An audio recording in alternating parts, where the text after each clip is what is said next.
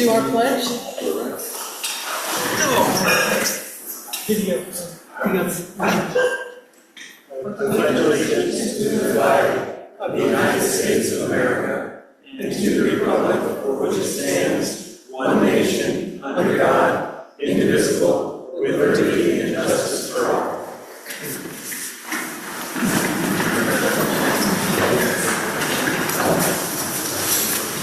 Good morning, everyone. Today is Thursday. It's April the 16th. Get your taxes or extension filed yesterday, but we appreciate your being here today. This is the regular meeting for the Port of the Islands Community Improvement District. We should note that all four members of the board are here. Today's meeting was properly noticed, and a copy of the affidavit of the publication is on file at the district's administrative office. Item 2 today is the approval of the agenda. Any additions to the agenda or any comments? Not, we'll entertain a motion to approve the agenda. I don't see that yet. Filling Steve's position, I think we should discuss it today. Yep, I've shown that as item 2A. So we're going to have a discussion, and the 3 individuals who took the initiative to submit their interests are part of the backup today. I am not acquainted with any of them, and so we'll ask them to maybe identify themselves in just a minute. Motion to approve the agenda? I'll make the motion. All right, I second it. Motion and a second by Mr. Truckee. All in favor? Aye. Any opposed? With that, then, and Madam Chair, I don't really know how you want to move forward, but you have the opportunity to allow the individuals to introduce themselves. You can have a discussion amongst yourselves, and while you can consider an appointment today, you're under no obligation to do that. If you want to wait until next month after you've had a chance to interview these candidates, that'll be at the board's discretion. Anybody else have opinions? I think we should look at everyone and then make a decision next month. What do you think? Yeah, doesn't matter to me. All right, so you don't want to leave? Yeah. Do you want, if they're here, do you want them to introduce themselves? Well, when we do decide how we're going to do that, is it going to be a blind vote? You know what I mean? Is it going to put the name in the hat? No, this is tough business. No such thing as sealed or blind votes. We'll have a discussion and make a nomination. Okay. see if we're prepared to nominate someone and give a second, and we'll vote on it in open session. Yeah, that's fine. Let's do it. Mr. Conover, are you here this morning?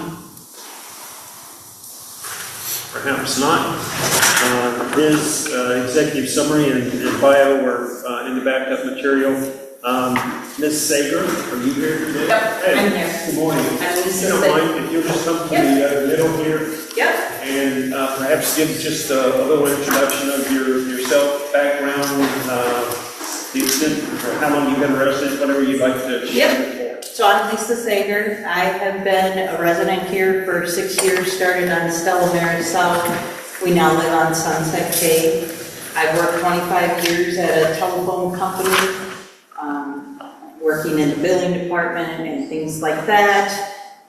I mainly want to do this because I think, well, first of all, I love this community, and I would love to get to know more about it and how I can help. I just want to be able to help. So I thought being on the board might be a great way to see what I can do. Right. Where are you from originally? Wisconsin. Yep. Well, again, thank you for your interest. Mr. Westerman, are you here today? He's not going to be here today. Okay. He's withdrawn. He has? Okay.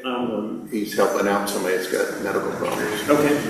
So that leaves us with Ms. Sager and then the other gentleman. And if you're satisfied, then I'll put this back on the agenda next month. But these are the 3 people who submitted. No, I thought we were going to take care of it now. Oh, I mean, okay. The other person didn't even show up. She's been in almost every meeting. Make a motion. I make a motion we Nominate. nominate Lisa Sager. I'll second it. All in favor? Aye. So, now we need to vote? Yeah, well, that was the That was vote. it. So she's, All right. pursuant to 190, she's been appointed for the balance of Mr. McNamee's term. And so do we have the oath of office? Yeah, just scoot to the side. Take the bench right now. Sure. Yeah, bring her up. Or she can sit, you can sit over there, you can oppose this. So, Yeah. Ms. Sager, if you don't mind, remain standing because you're a public official now. So, Yeah, does she have to say, do any oath I or gotta anything? say, you know, you don't want that. And bad, and so Florida statute has a oath of office for public officials, whether elected or appointed.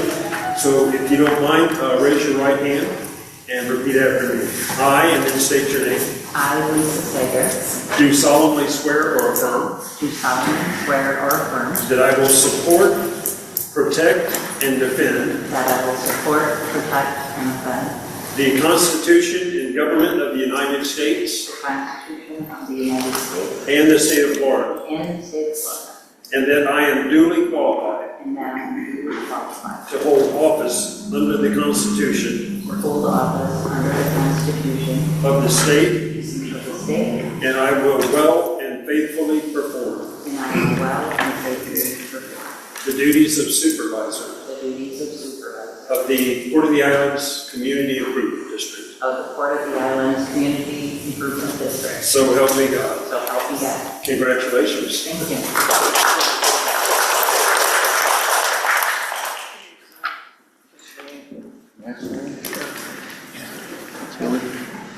There's an extra, so I'll put them back. And Ms. Sager, there's also a certificate of the oath that I will have my staff, if you'll see me after the meeting, get your preferred email and your preferred phone number, then we'll handle the paperwork on that and get it submitted. Okay. With that, we're down to public comment this morning. These will be for items that are not on the agenda because there will also be an opportunity, and usually throughout the course of the meeting. Mr. Hextra, Hoekstra, are you first? Hey, good morning. Morning. My name is Mike Hoekstra. I'm the dock master for the island. This morning, I'm just here to clarify something about what the rates are as far as our water, what we're being charged for, and what that amount is. Right now, I've got the water bill, just for reference, our water bill was around $3,500 for 2 months, is now $26,000 for 2 months. So, Say that again? it's $26,000, What was it before? $3,500. Okay. So we have some type of a assessment fee or something.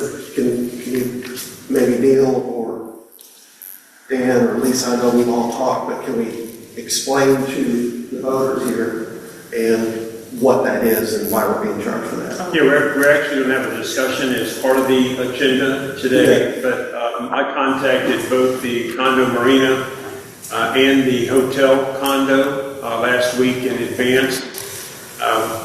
But after your last meeting, we reconciled the number of actual units that are being served through the meters. We did not previously have that information. I'd like to see your bill because in your case, it should only include the water base rate. That's what it says. It's a base rate. The base rate. And not sewer. Right. I'll need to check that. Yeah. So there are 175 condominium individually owned units at the marina. And the motion that was made when the rates were adopted was that we would, for non-commercial, for commercial and residential, that we would charge either the equivalent rate in the schedule, and a 2-inch meter has a 5-unit equivalency rate to it, or the actual number of units being served. The reason for that was the new base rate was intended to take the place of the previous non-ad valorem assessment that subsidized the utility system that appeared on the tax bill. And so all 175 of them historically have paid for the utility assessment as part of their, in years prior, tax bill. And in this case, my interpretation of the new rates and what the board intended on October the 1st is what it is. And we'll talk about that a little bit further as part of the published agenda. So what is the rate per slip? It's $128 in change per unit per month, and you get Per a slip. bill bi-monthly. Right. Per unit. Per And so unit. It doesn't matter whether in this case you live in So a $5 million, per hose bib, I'm sorry, per hose bib, because we're all connected to a hose. So we pay an additional $128 for a hose bib to For be connected to. liverboard? For liverboard. For liverboard. Which is that, if they all have their own individual, my understanding is that there may be certain docks that are not considered liverboard, and you and I discussed this last week, and I discussed it with Mr. Preppin yesterday as well. But but I'm just trying to, I'm sorry to interrupt, I'm trying to let, so that I get 1,000 phone calls. unit relates to ownership, in this case, for units that are being served and how they're owned. And since it's a condominium, since that was the intent of the board, I believe in October when the rates were adopted, that's what we're going to be talking about. So we have 100. We said at the time that we would stop at mid-year, and I would provide the board with a revenue update at mid-year in anticipation of budgets that I'll be working on and potential changes to the utility rates that will coincide with that at the end of the summer. Okay. So I'm assuming that we're talking about 175 slips and $128 a piece, correct? Unless we determine the difference between liverboard and non-liverboard. I think that's fair. Okay. But right now, what we've been billed for, it looks like 175 slips. Because those same 175 previously paid that rate on their tax bill. Okay. So on that $22,400 and change, I'm assuming that's only for 1 month.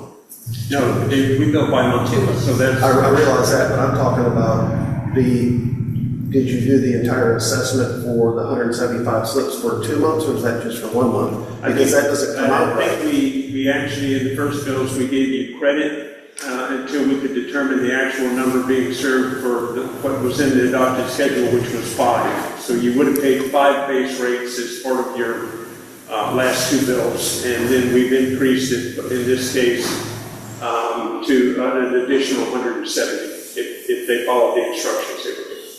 Do the condos pay for that? Do they pay a connection fee? Because that's what we're calling it, aren't we? No, connection fees are separate for new accounts. This is a base rate. And then on top of Didn't you that, call it a connection fee the other day when we met? Didn't you call it a connection fee when we met? Or when I talked to you on the phone? It is. base rate, Yeah. and then Okay. commodity rates that we charge by the gallon. And then there's a separate rate schedule for new accounts, closed accounts, re-read meters, and there is a rate for connections, and we segregate that. I don't think any boat out there uses $128 with water. Again, and I'm going to ask you if you've got any other comments, if you'll wait just a minute. It's not water. You're paying separately for the consumption. This is to take and cover the base. Right, I just wanted to clarify that, it's not water. Previously on the tax bill. It's just a fee that's being charged. Yeah, and I bet we've talked about it here at least a half a dozen times. I realize Yeah, that. it's a fee that covers the maintenance and upkeep of the water. And that's being charged because we don't have individual meters. No, because we used to do it through your tax bill, non-having there, and that's been transferred over to that. Yeah, I get it.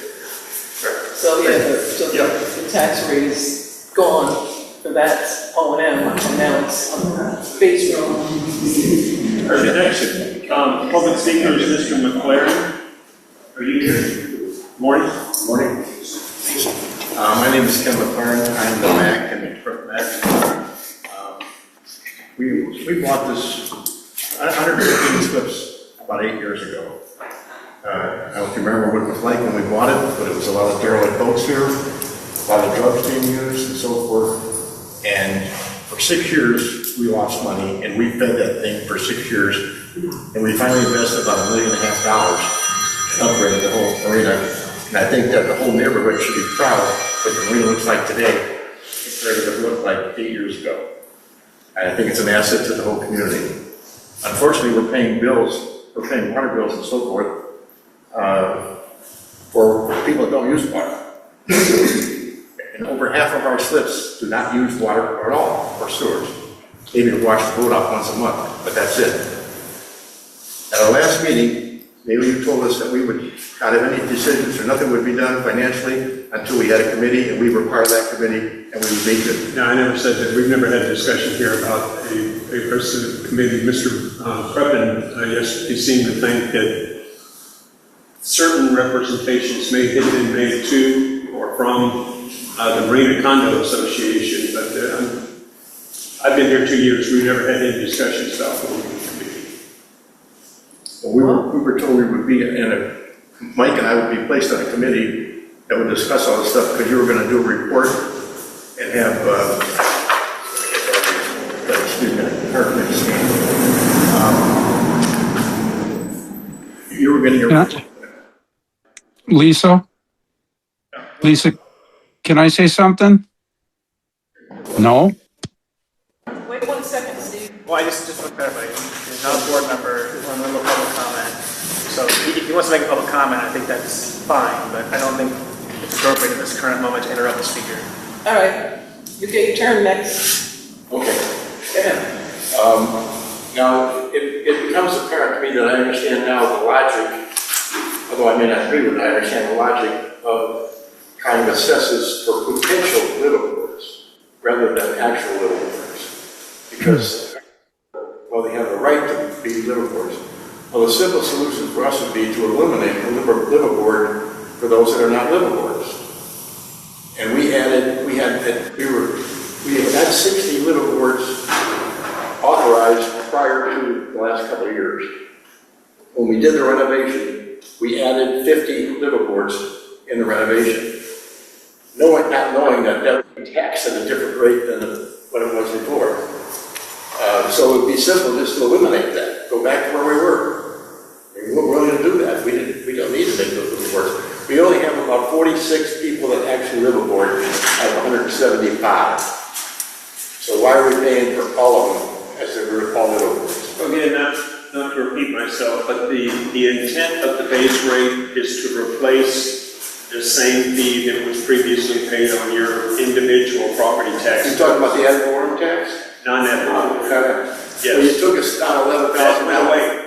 In October, the non-ad valorem assessment in support of the utility system went away, and everybody's tax bill as a result was decreased over $1,000.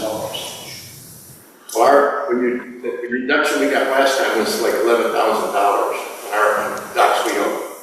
And the new proposal, we're going to add $72,000 to our cost. So it goes up 6 times from what we were paying before. What did you pay before per dock? On your non-ad valorem? I don't have it per dock, I don't know the answer. They would have paid it individually through the condominium. I've got it from 2 years ago. $732.76. 0.25 before, now you would be paying 1. Well, we're at 2, well, that goes way back too. At one point, we were at 0.25 forever, and then all of a sudden they wanted to raise us. We negotiated with the board, and they agreed to a half, because figuring that was more fair than we're not a homeowner, we don't live there 12 months a year, we're just a boat dock, hole in the water. Yeah. We discuss it. Sorry to do that now. All right, so you got to be really careful saying that, because in the condos and the houses, I can take some of my neighbors, they can down for 2-week vacations a year. It's all over there. They pay that base charge, they pay the water charge way more than you were paying. All right, they pay that all the time, whether it's there or not. It doesn't matter. In a utility, we can't say we're not going to charge anybody. What if we have a bad season and nobody comes? How do we pay for the utility? All right, it doesn't work that way. You're going to have to get charged the base rate whether you're here or not. All right, so the base rates and what you're falling under now is that the sewer water is available to those liveaboard boats. When they come, they have to have a bathroom. Right, that's by law. Or you can't even have it there. All right, so they have to have a bathroom, so if they have a bathroom, there has to be a way to pump that out, or hard pipe it, or whatever you're gonna do. All right, but that has to be there. We have to provide those services. So that building is out there, so anytime you decide you wanna come down to your boat, you come down to your boat, and you know, if you use the toilet, it's gonna be taken care of. Right, that's what those base rates pay for. They pay to maintain the utility and keep it there, so when anybody wants to come down, let's go have a vacation for a week or two in Florida, and your water's gonna turn on, and your toilets are gonna flush, or in your case, the pump out boat can take it, or some of them are hard pipe, and take the sewage and take care of it. By law, we have to have that. All right, so now we're looking at who do we charge? How much do we charge each one of you? You live in a condo, you live in a house, you live in a boat that's as big as some of the condos. All right, so how do you figure out who's paying what part keeping that utility available? That's what it comes down to. I think the biggest change for you is you went from 0.5 to 1. We went to a whole one, Yeah. which was, we thought was unfair, but that's another issue for you. Yeah. We're talking about today. And which is also on the agenda today. Yeah, and we thought that was unfair, but we will eliminate the liveaboard for all except for 46 boats. That solves some of our problem. I guess it's up for discussion. I don't know if we- I don't. And then if you get a bunch more people that want to live more, they will. Well, they won't be allowed. We won't get anybody who wants a liveaboard then. Because We can have that discussion, but again, the policy decision here is how are we going to cover our basic overhead to own a utility system? And that's the rationale behind this base rate. So you may own a condominium that is a boat slip. Other people here may live in a condominium, it's a residential condominium. And everybody currently is paying a base rate to support the base overhead of the utility system. In addition to that, everybody is being charged commodity rates for water and wastewater, if it's applicable, and irrigation on a meter basis. And so that's where you're getting charged for whatever you actually need. Well, you're a lot more knowledgeable about this than I am, I understand that. And that's why I was hoping we would have a meeting so we could get together and learn about the system. I would and that say, stuff. stand by. This item is going to be on the agenda in just a few minutes, and we're going to have a mid-year review of where we are in total budgeted revenues and what's actually come in and what's now been billed for the new bill that went out yesterday. All right, well, we welcome that, being part of that. Yeah. Thank you. So stand by just a minute. Any other public comments? Mr. McNamee? Yeah, I just wanted to help with his discussion.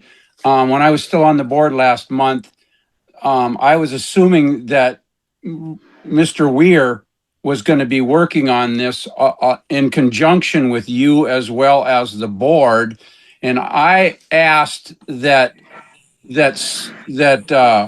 these two individuals be included in those discussions. There was no mention of a committee, but I was hoping that they would be able to have active input with Russ Weir and you folks, so that when it comes down to the decision making, their views would already be included in that. And that's all I wanted to help with. Yeah. And also, thank you, Lisa, for stepping up to do this. If there's anything that I can do to help you moving forward, don't hesitate to call. Thank you. Thanks. Thank you. Item 4 today are the approval of the minutes of your last meeting from March. They're behind the next tab there. This would have been the meeting on March the 20th.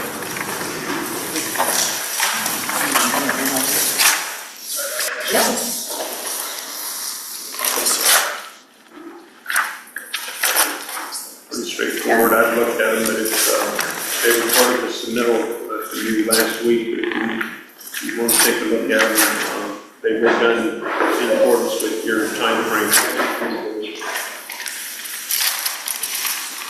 They were, I got them about 10 days before the meeting and I was out of town. Zach, you have any I went others? over them briefly, I didn't have an issue. Zach's got one.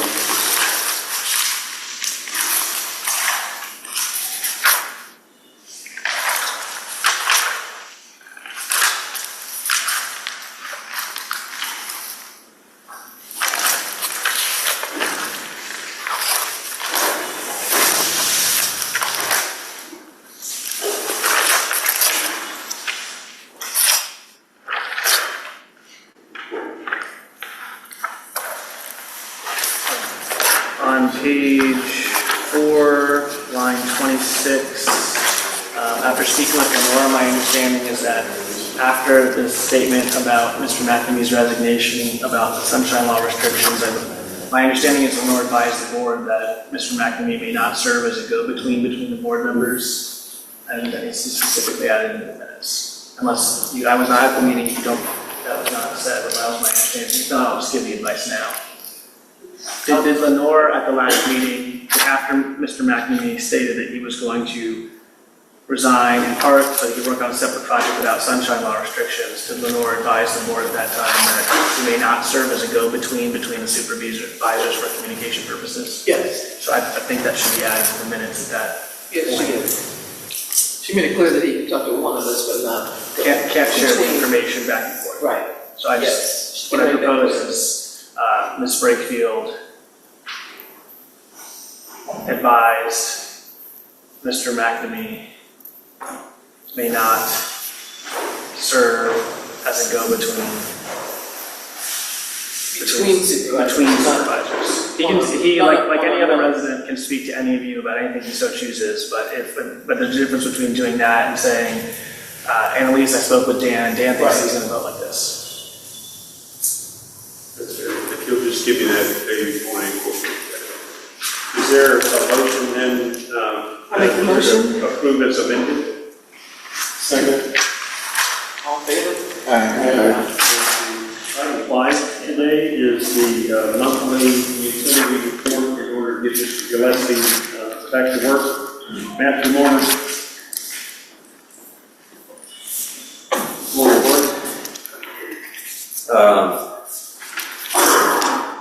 Operations at facilities throughout the month were in accordance with contract and regulatory requirements.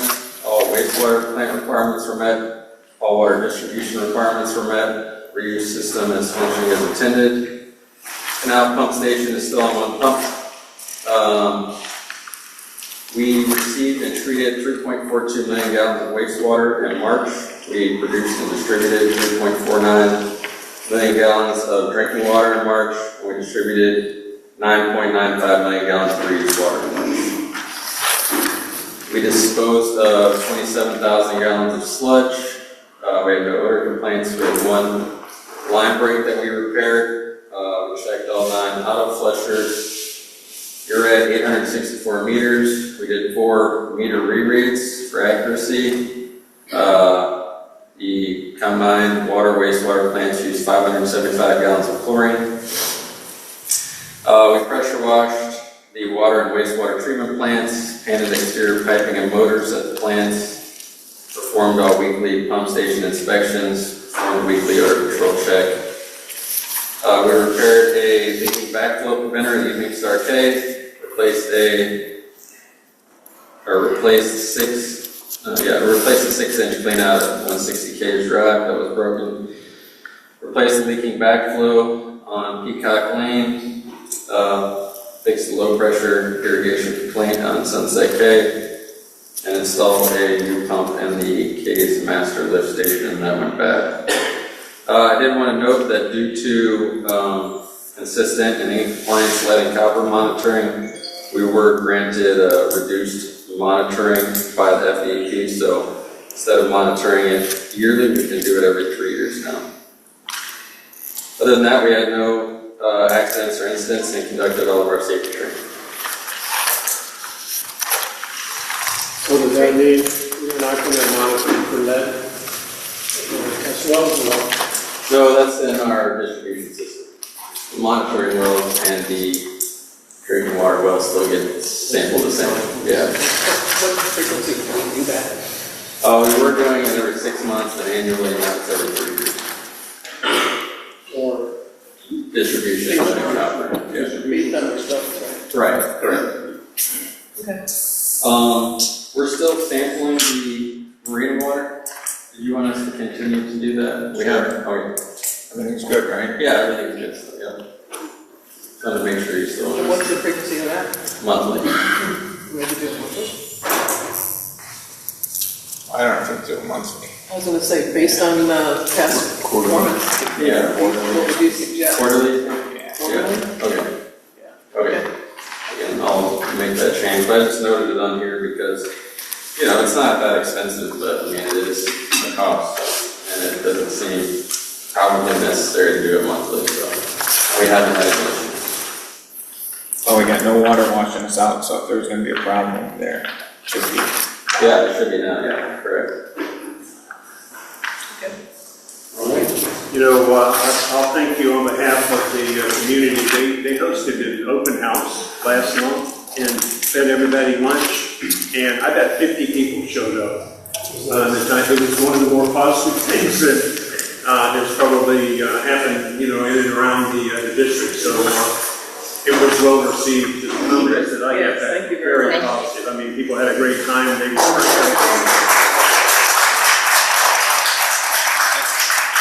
I think a lot of people were impressed with the technology, especially on the membrane softening plant, and we'll do it again. It was that good, so thanks for that. Yeah, we were happy to do it. It was fun for us. We're usually in the background. Nobody really knows where their water and wastewater goes or comes from. Nice to meet some of the players. Yeah, for sure. If you want, we could, I don't know, schedule it for every March or something like that, or Peak season? Yeah. if you'd like to do that, I'll just put it on the calendar for January and bring it up, and we'll get everything in motion again. We'll plan on it. I want to tell people too that I've been there, not spot checking, but I've been there different times. It wasn't just clean for people to show up. It always looks like that. Yep. It's always spotless. Thank you, So, Sam. yeah. Appreciate it. Great contract. Canal station, you mentioned that. We cannot run our canal station. It's just not, we can't. So we have to come up with a solution to that. Because our fire pools, even if our new tank goes up, we get the new water tank, it's still not going to give us the fire pools we have to have by the engineering company. So we have to do something. I thought Steve McNamee had a good idea, is maybe the lake over on the case property. Or we put in, or we continue to look into putting in another well. Right? Because when we place the pipe, you know, plenty of capacity, pump the well. Right? We have to do something. We have to look at it as a board where we're going to draw the additional line. We can no longer draw from the canal. That is just suicide. The problem is now because of the salt content that the pump station sits. None of our systems are built for salt water. Right. We'll be replacing things from one end to the other, including piping and buildings. So, how are we going to handle that? Are we currently testing for fluoride levels in the irrigation quality water that we produce? We do test the reuse system. I believe chlorides are included. Could you verify that? And also, just because I'm a lay person, I don't know at what point chlorides will begin to affect vegetation, but I'd like to know that sooner rather than later. Yep. And then final, just initial thought is we should probably have a conversation with our civil engineer as to the time frame and probability of drilling the new 2 or 4 inch well to produce makeup water for the irrigation system. So Garrett Johnson did reach out to me the other day, asking about the canal pump station and wanted to know all the specs of it. And I told him I could provide him that, but I knew that you weren't really interested in going in that That's what route. I was going to look into, what it would take to put in another well or something. Right. Or we have to do the desalination system, right? Yeah, so I did let him know about that. Really, I don't know if technically you'd really want to look into the permitting of not using the canal pump station before you shut it off. That might be something you want to have all the T's crossed and the I's dotted before you decide to power it down. Because it's really just supposed to be a backup to if like power failed at the wastewater plant. So if for some reason power failed at the wastewater plant and the generator didn't run and a whole series of events happened that caused our reuse pumps at the plant to go down, then that canal station is supposed to be a backup to that. Backup for Pressurizing the Reeves main the Reeves. to have fire flow. So if you did, I don't know that a well would be sufficient to satisfy the backup to the canal station. It would probably be another pump station on the lake with its own generator. Kind of like the one on it'd be basically just be moving what's there to another location. Right, Unless you you created. can't use the water there. Right, yeah, right. So No, we have to provide another location with water. correct, yeah. So if that means moving farther up the canal or in the lake or, Move it to the lake. Have to move to the lake. I think the lake should best. how big is the lake? Well, there's millions of gallons there. Okay, then that would work. So that would be a viable option, I think. Huh? Can we get some information? Well, I think we really should look at another well too. Mhm. I mean, at the very least, you always use that shovel. On off season, Yeah. yeah, we have a problem there. Otherwise, you'd be looking at the tank. Because that lake, in a hurricane, if we ever got any surge that came and flowed into the lake, we wouldn't want to use that for a while either, because that'd be all salt water. So another well definitely would be in the books. I talked to South Florida Water Management, she gave me some numbers and said we can get the process started. Because that aspect, that's a whole big improvement. But we have to do something, right? We can't, right now our canal is the same salt as the Gulf of Mexico. All over there. Okay? Currently, the pump station doesn't ever run because both pumps are running at the plant. So it's not Right, really. something happened like a while back. Right. We had to pump one out Right, and it kicked in the canal station. right. We can't do that. Tell you we can't, we just had a leak in the building where the sprinkler systems had rusted through the leak's high. Mhm. Right? I don't know if we can trace that back to time we used salt water, it's been running backwards for years, and nothing was going on. Right. Okay?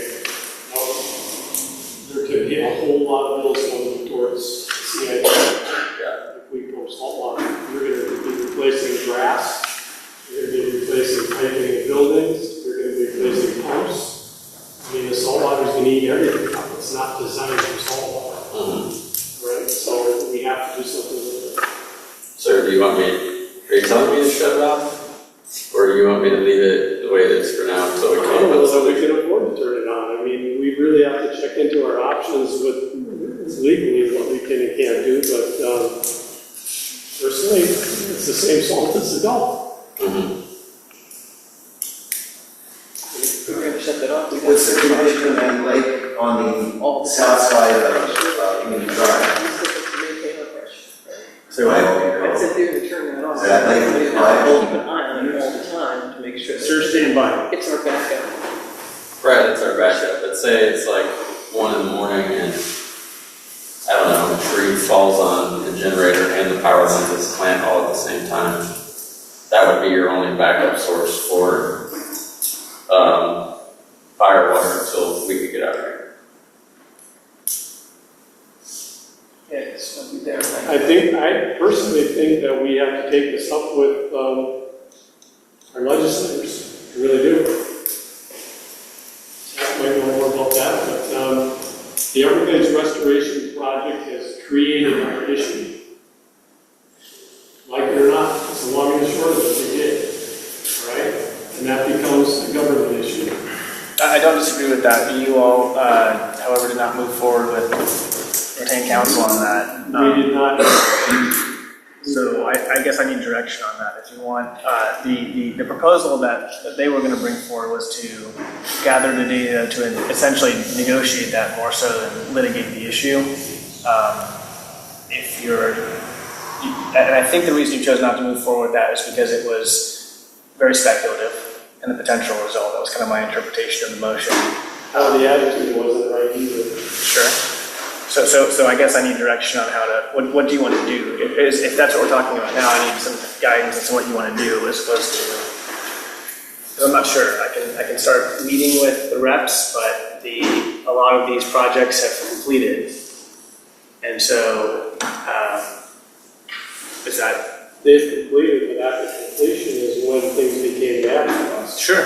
I'm certainly not It's giving not like we had 5 years of notice that, I mean, we knew they were gonna shut things down, but no one ever dreamed that we'd have the saltwater issues we're having now. I don't disagree, and I'm not saying there's no issue. I think that the main thing that potentially retain counsel, but also what I would say is we need to get an engineer to gather the data and summarize it to provide it for a negotiation point. I guess you could seek a proposal to do that independent of separately retained counsel to see if we have the data to support that. Because I think my concern, we have raised this issue, and I believe you've raised this issue directly with Representative Mello, but without supporting data, while you all are here seeing it, it's an anecdotal support, and they want data. What would it take to, are we measuring the salt levels at the pump station? We're not at the pump station, no. Yeah, I think that's one thing we should start. We're having that. Salt level, I don't think we measure anything above the weir. No, we don't. Well, then why are we saying it's saltwater? This is and this is the question from the legislators. How can you show me it's saltwater? Saltwater. Yeah. The river runs backwards. Every time we have a high tide, it pours 6 inches of water backwards into the canal system. I know, but you keep telling me it's saltwater, but we haven't tested it yet. Historically, has water flowed over the top of the weir 12 months out of the year? Not No, it's in the summer. most of the time. We have very few days where the salt will run backwards. Now, this river quit running in December, all right? And every time we get a high tide now, it flows backwards, like tons of water flowing backwards. So when you can look at the whole weir and it's flowing 4 to 6 inches backwards, it's a lot of salt water going into the freshwater system. And our pump station is right there, right on the other side of the weir. Sure. We could start monitoring that if you want. So I think we at least got to start collecting data for sure. So, Yeah, my takeaways thus far are to determine the chloride monitoring levels in the current irrigation water and whatever history that we have, and the level at which it will begin to affect vegetation. And then get a test or proposal from your civil engineer to evaluate a new well or source of raw water to make up and add and blend with the treated sewage that we've been doing. yeah, that's going to be the main thing that we'll have to do is that we meet our fire. We can always shut irrigation off for 3 days if we have to, right? But we can't shut down the fire. So can you monitor where the pump station is? Can you like reach out with a stick away from shore a little bit and get a sample of water? Yep. Well, you're gonna have to go deep because saltwater sinks. There. Yeah, we have a big dipper. And where does it's probably drawing from the bottom, right? The pump station there is would be drawing from towards the bottom. Yeah, it's got an intake that's not on the bottom, it's about mid-water, just to prevent sucking stuff off the bottom. Right. That's where you'd have to check it in there. There is a USGS station right above the bridge that measures. It measures what? Salinity. Oh, that's not on the other side of the weir. Right below. It's on this side of the weir. Yeah. Yeah, we know that's all. Anything in addition for Matt? I just have one question that pond, where I looked at it, the overflow pond or whatever the heck it is by the gun club and whatnot. Looks like he cleaned everything out. There's still some trees in the weir. Should he cut those and kill them? Or, because I don't think he should dig them out. On the berm? Yeah, on the berm. Yeah, I would cut them and kill them. So we need soda to do that now. Because it looked cleaned out, but Yeah. kill them. Yeah, cut them and kill them. Just for clarification, so we're going to start monitoring salinity at the intake, and then we'll resume this conversation once we have some data back from that. Is that something that he's doing? And what's the interval? Or maybe we need to discuss that here. Or the interval of the measurements. I think we should do it monthly right now. We're trying to build some data. Right. We're going to need it to go anywhere. Other than we're going to Well, you're also gonna have to do it when the tide is high.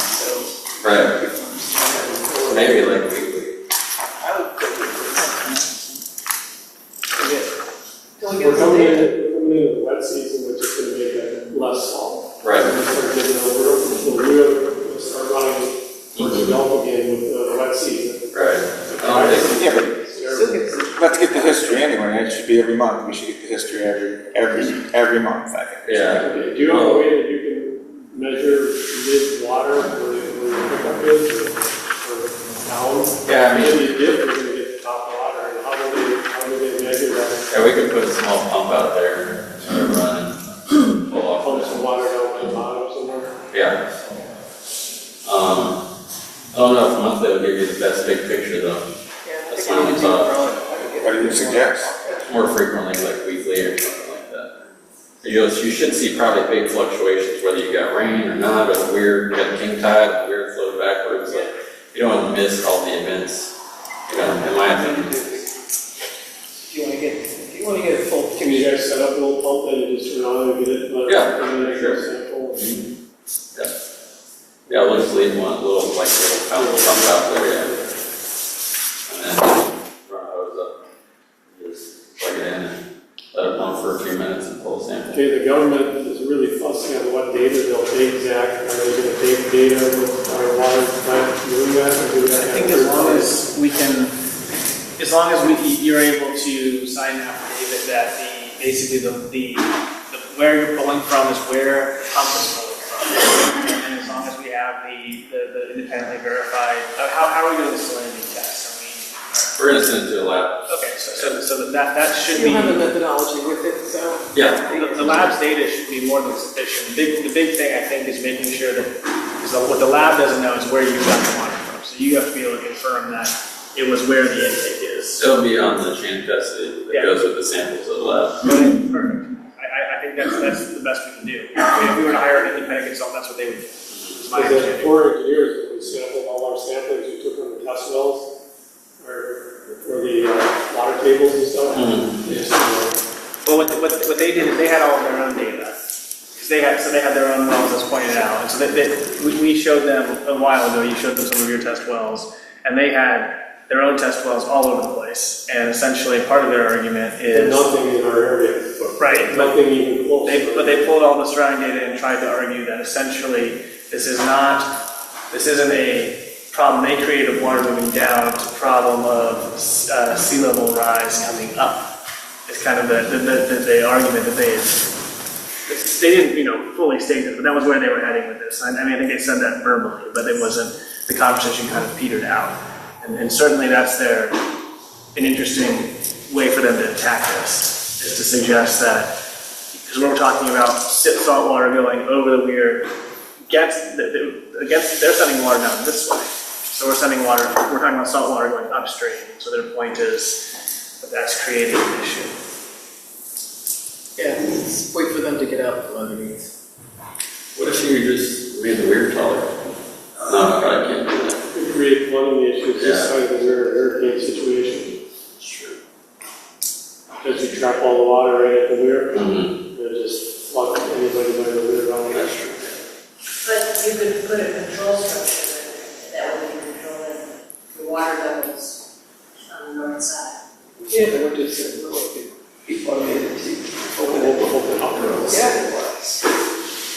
That's certainly something that I think your engineering team could do. It could also be manually turned off in storm events, or reduced or moved. I mean, not in the air, but it seems logical. It's something else to work with. Yeah, but then during storm events, we let all the salt water come in and we'll still be in some situation on something. I think we have to, I think we have to do something about We have to it. find something different. Sure. It's not going to be subject to that. So I think that just to summarize, the simple piece of this is we would like to measure this, that the board would like to measure this, if for no other reason of just knowing whether this is a viable pump.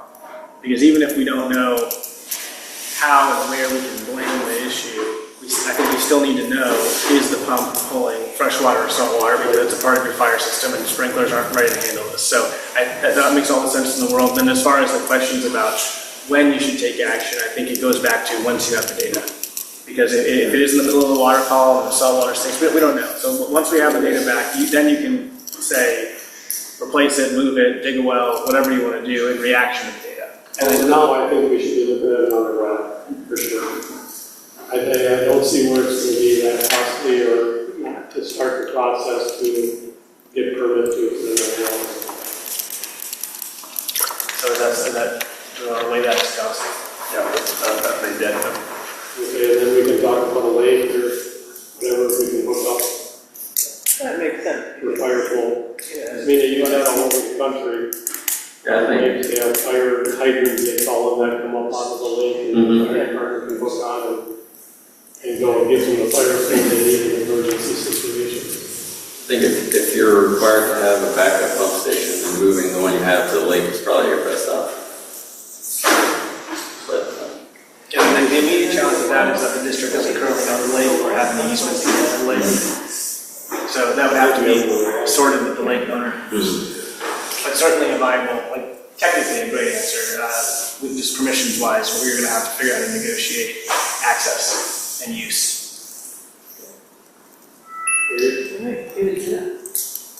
Drop the hook.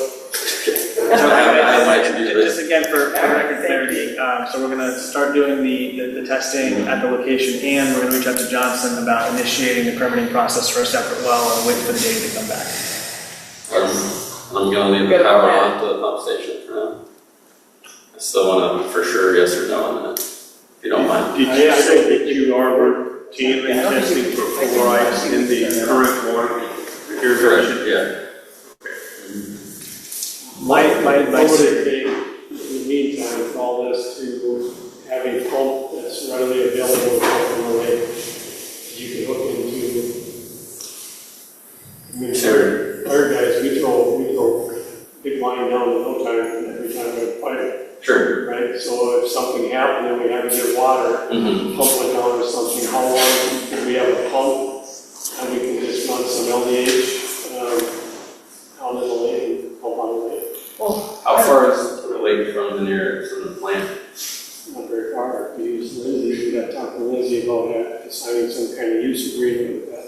Yeah, I mean, we don't have a bypass diesel pump here, so you'd probably want to get one, keep it here, and then it would have to be, you'd probably, if you want us to come in and physically hook it up, it would be time consuming. It would be something that you don't leave with that's connected to a regular switch that would start automatically. We could get used to that lake and we could dry hydrant.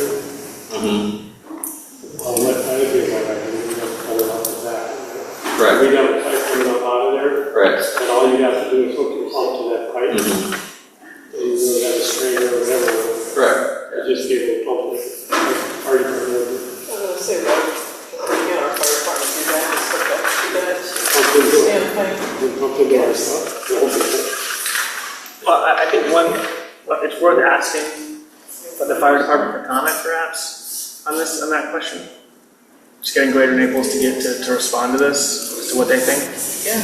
I think it makes sense just to. Would they assist us in a situation where we need a pump press and fresh water with the fire department need a pump? Yeah, how would they plan to address this? I understand that you know a lot more about fire service than me.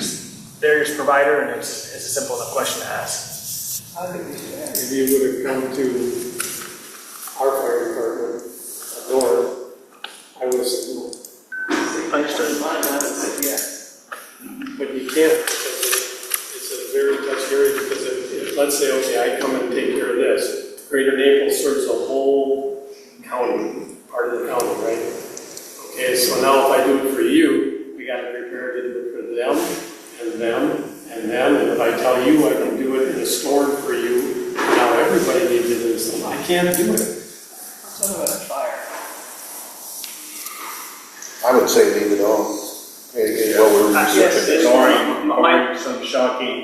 Once he checks the chloride levels in the We need more data. in the irrigation water, we would make decisions in response. I mean, regardless of who pays for it and what we talk to the state or feds about, you need this thing.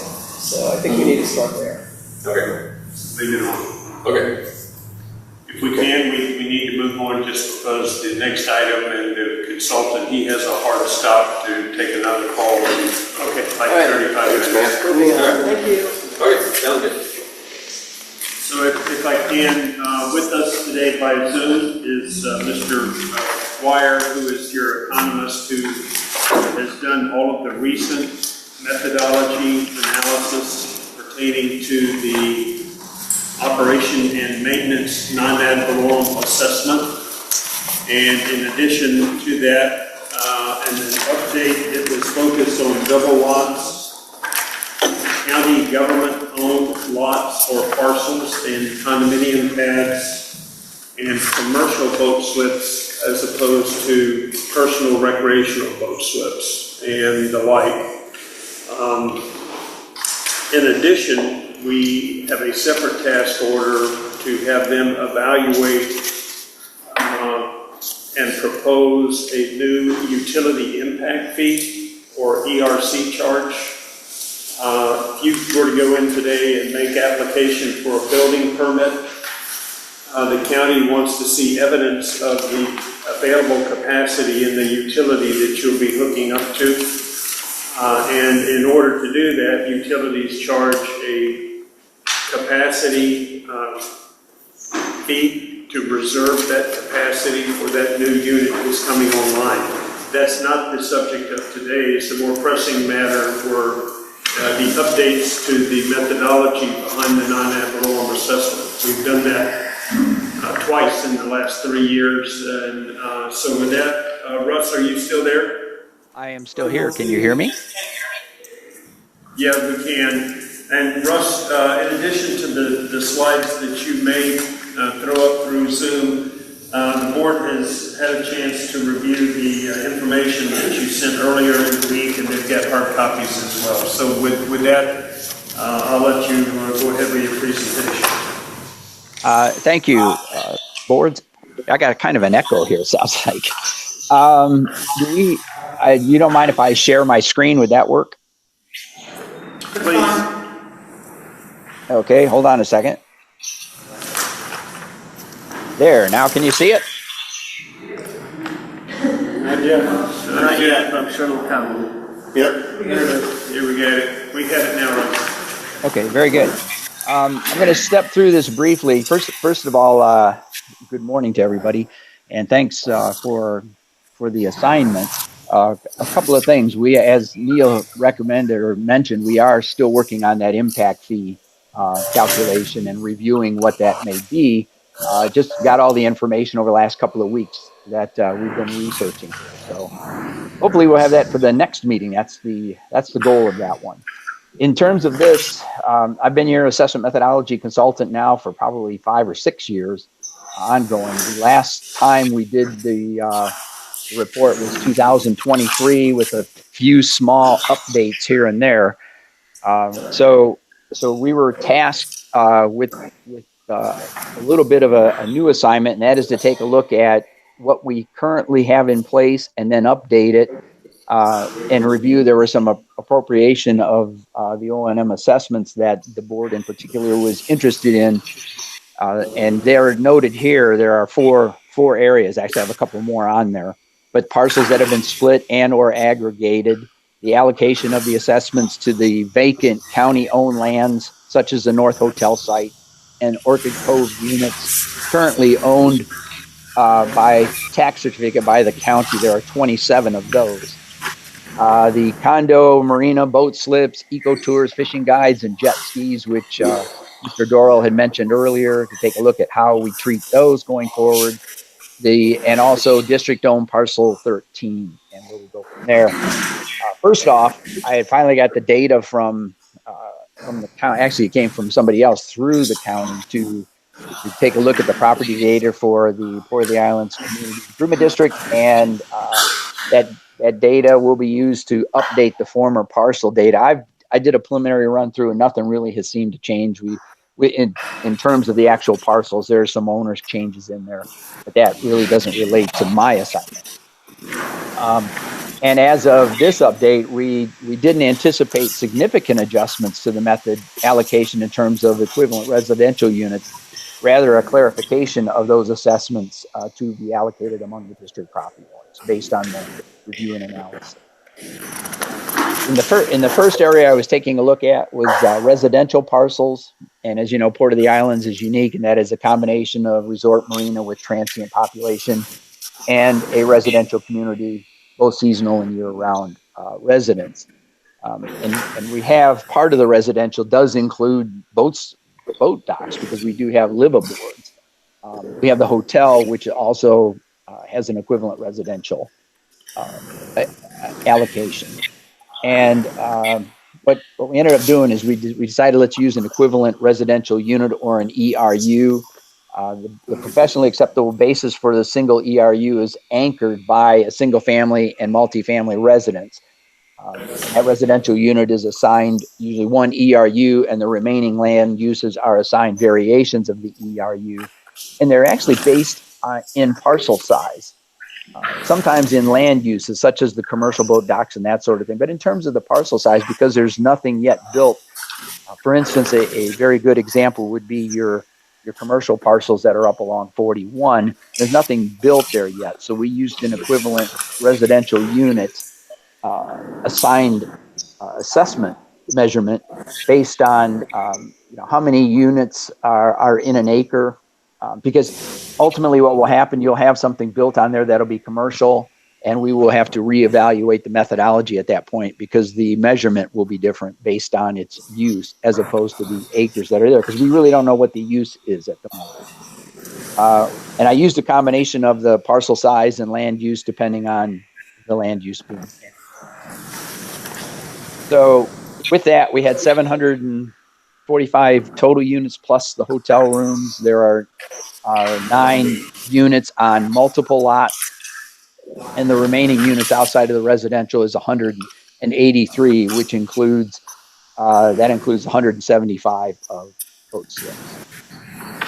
As mentioned in the previous slide, the basis is the single ERU based on a single family resident. The single family residence is assigned one ERU, and the other ones are variations of the ERU. Case of the Port of the Islands, we assigned one ERU to all the residential units, including the hotel rooms, as the current methodology, as it appears that all of these residentials receive the same benefit from the O&M budget. The benefit differentiation is identified in the remaining units that do not have residential units on them, or are residential units that are on more than one lot. So when we took a look at this, and my original recommendation a few years ago was that the lots that have been split, the 1.5 size lots should still, at that point, we had them assessed as one, because it was a 0.5, and the theory behind that was that you would have 2 single family units, and then you would have the lot in between, which was subdivided. And most likely you're not going to be able to put another residential unit on that lot because it is subdivided. The only way to build would be to reverse the lot split, and then there would be 3 ERUs where there were 2. So it didn't make sense to charge them 1.5 or charge them 2. You just couldn't do that, just justifiably.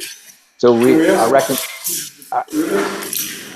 Could you take questions as we go through this piece by piece now?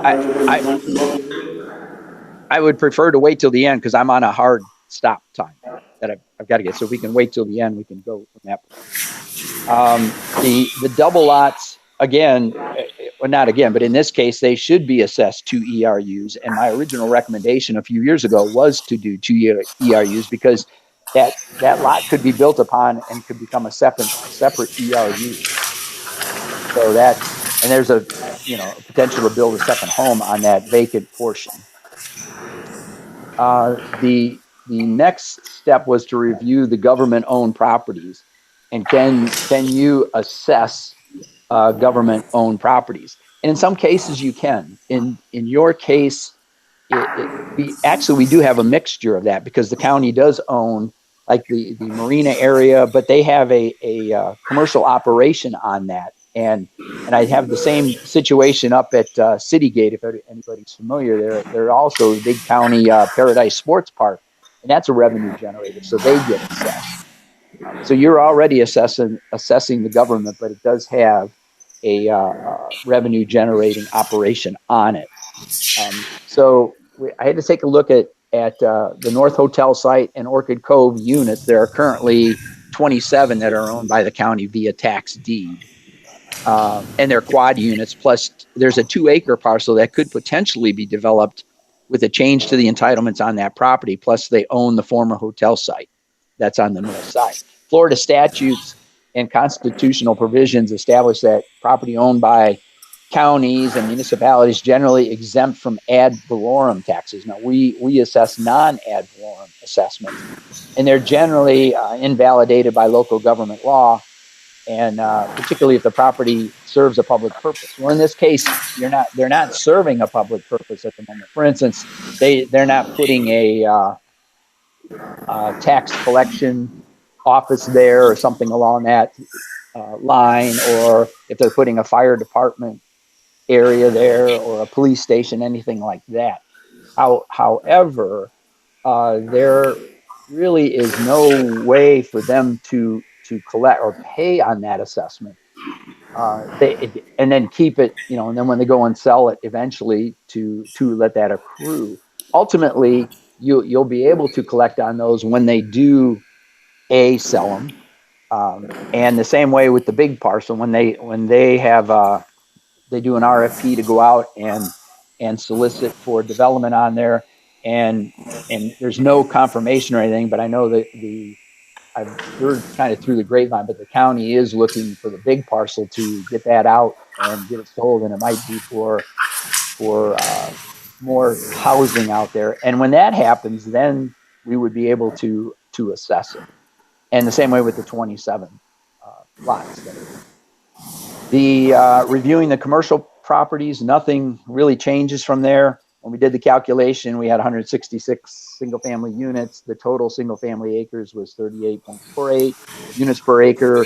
Usually, they're on a quarter acre, so the units per acre rounded became 25, and so you have 4 units per acre. So you take the commercial parcel and you take its acreage and divide that, or multiply that by 4, and that's how you get your ELUs for the commercial property. That really doesn't need to change.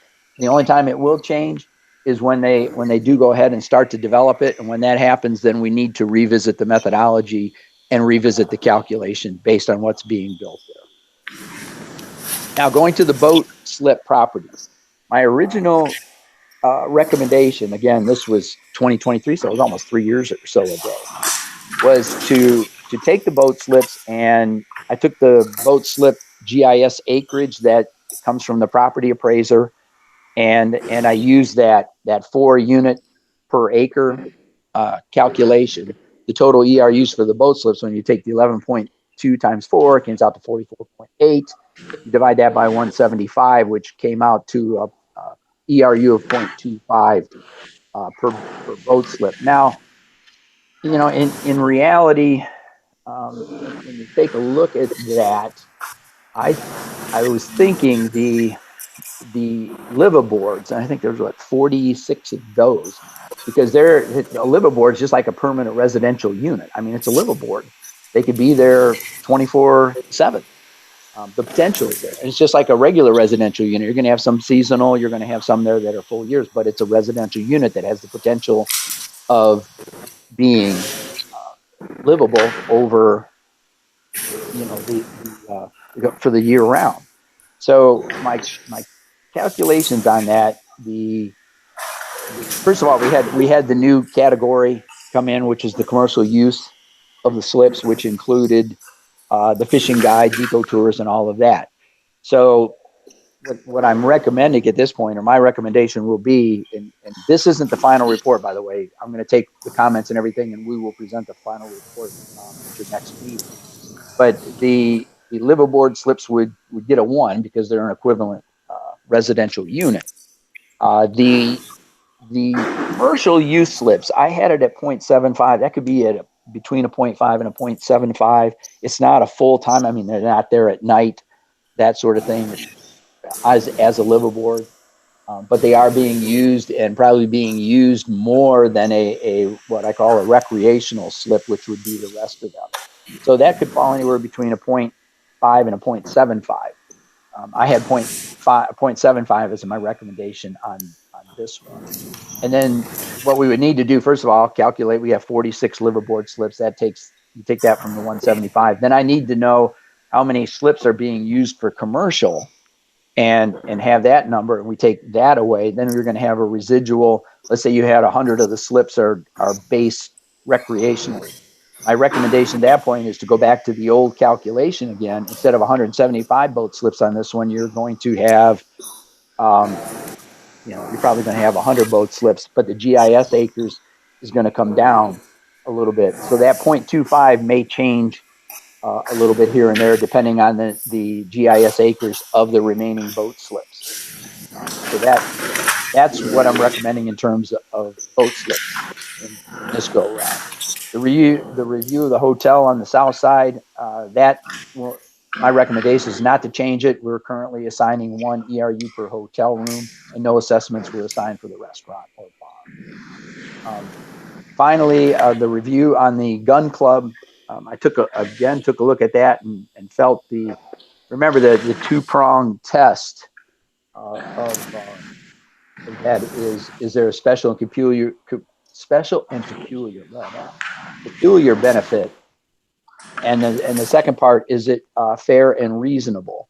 Well, if you were to use all of that acreage up there, they would have a ton of ERUs. Well, it's not being developed as a residential unit back as a residential project. So back a while ago, we focused on the number of trips that were put on the district roads by the gun club members, and as you recall, we did it based on the Institute of Traffic Engineers studies for golf courses, which seemed to be close to the type of generation that the gun club has. And then, as it turned out, the ERUs based for the gun club came out to be 8 for that one. And I know it was challenged, but it remained at 8. And again, it's been like that for the last few years. So that is let me get to the district owned property, because the district also owns property there. I know they had an interested buyer, I think, that went to contract or whatever. We had calculated what the units would be.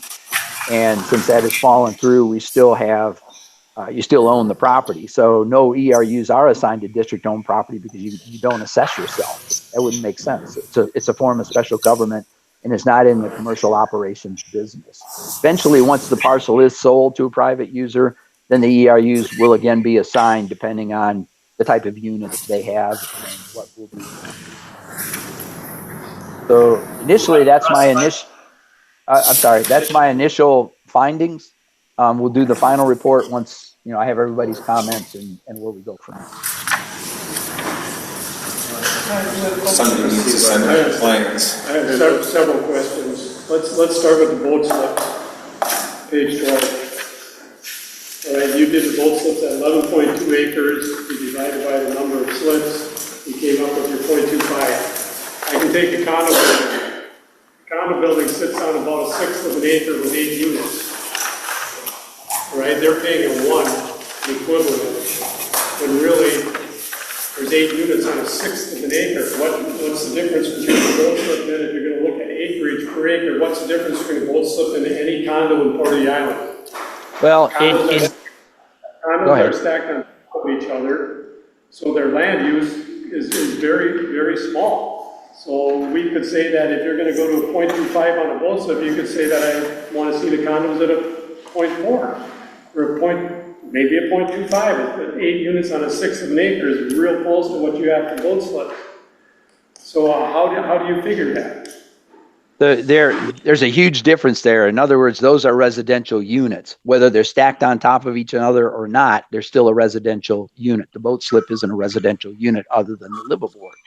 So that is the way that it is calculated. I only use the acreage for the blank parcels and the commercial uses, and a condo unit isn't a commercial use.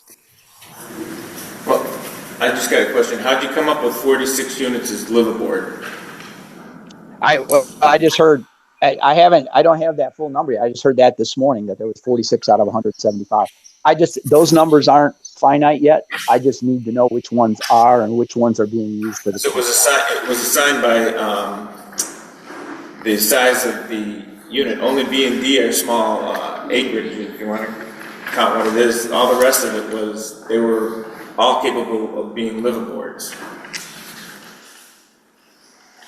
Are they not?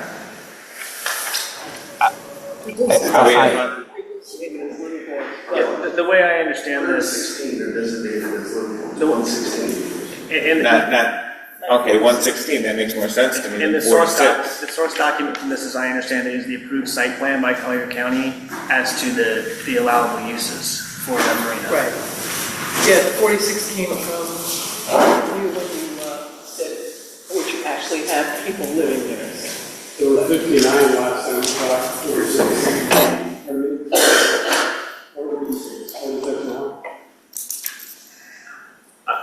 So, okay. Yeah, and Russ, I'm curious your thoughts. This is Zach Lombardo. My expectation is that we would have to use the approved site plan because otherwise we're not, I don't know how we know what something is without asking questions every time and constantly changing the methodology. Like the entitlements are locked in by the site plan, and that's a publicly filed document. And so my expectation is if the marina wanted to do a site plan amendment and reduce their liveaboards, I think that's their prerogative to do so. But all we have is the site plan, unless you disagree. But I'm curious your thoughts on that. No, that's correct. That is correct. And it's also, if you, I'm sorry, Mr. Lombardo, if you also look at the property appraiser data, each of, they're noted on there as well, what their acreage is and what their use is.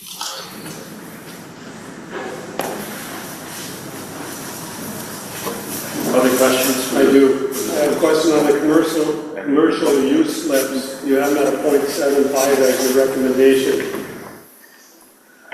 We all think of the manatee boats, I guess, when it comes to commercial use over there, and then there's a couple larger ones, but they run probably 4 or 5 trips a day. You bring in people into the community all day long. They all use the bathroom, stuff like that. I mean, it's all use. And they run 4 or 5 trips a day for each one of those boats there. That's way more trips than you would have as a residential use that you divide by the 9.4 or whatever it is. And yet you come out with a 0.75 for commercial use boat stuff. That just, I don't see the common sense behind that. Well, the reasoning behind all of that, it's not, liveaboard to me is 24/7. And these aren't 24/7, they're just done during the day. And I understand the impact you're saying on the roads. And again, the reasoning behind that, that's why it was more than what I would consider a recreational. And to me, they were about, and that's why I had it at the 3/4. It's ultimately the board's decision. Mine is just a recommendation. And mine was, the 0.75 because it wasn't a full 24/7. Well, they might not be 24/7, but I don't do a lot in my building through the night hours besides sleep. I don't create many trips through the middle of the night. So when you look at the wear and tear on the community, the use of the community, commercial slips are way over what a single residence would do. The other way to look at that would be looking at a trip generation, and I use the Institute of Traffic Engineers and give that another factor. That's certainly what I'm looking towards is the trips it generates, the use of the roads, the use of everything here. They're using way more than a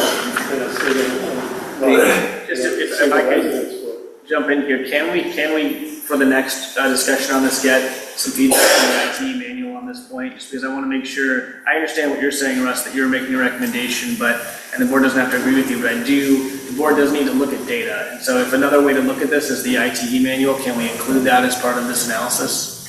Absolutely. I will do that. What's the ITE manual? The Institute for Traffic Engineers maintains a commonly accepted collection of data points that dictate how much traffic each type of land use is expected to generate. And so it's commonly used by local governments and usually used in fixing entitlements, but can also be used for concepts such as this. And so my point is, if this analysis is being done as Russ has explained it, another way to do it would be to use the IT manual. If the board represented both options, then the board could choose between them, but it would be backed by the data itself. So that way the board isn't just saying, I disagree with you, they're saying, I've reviewed both options and we prefer to go this route. So we need trip counters. The IT manual, you can also do manual trip counts, but the IT manual is typically used instead of doing manual trip counts. So basically, it's a collection of data from all over the country as to different use types. It's an average thing. Yeah, exactly. So that you don't have to do. So it's not an actual, it's a guess. No, well, I wouldn't call it a guess. Educated I would call it Well, it's an average. It's a Hold on a second. Let me explain. The ITE is used when anybody goes in for entitlements into the county.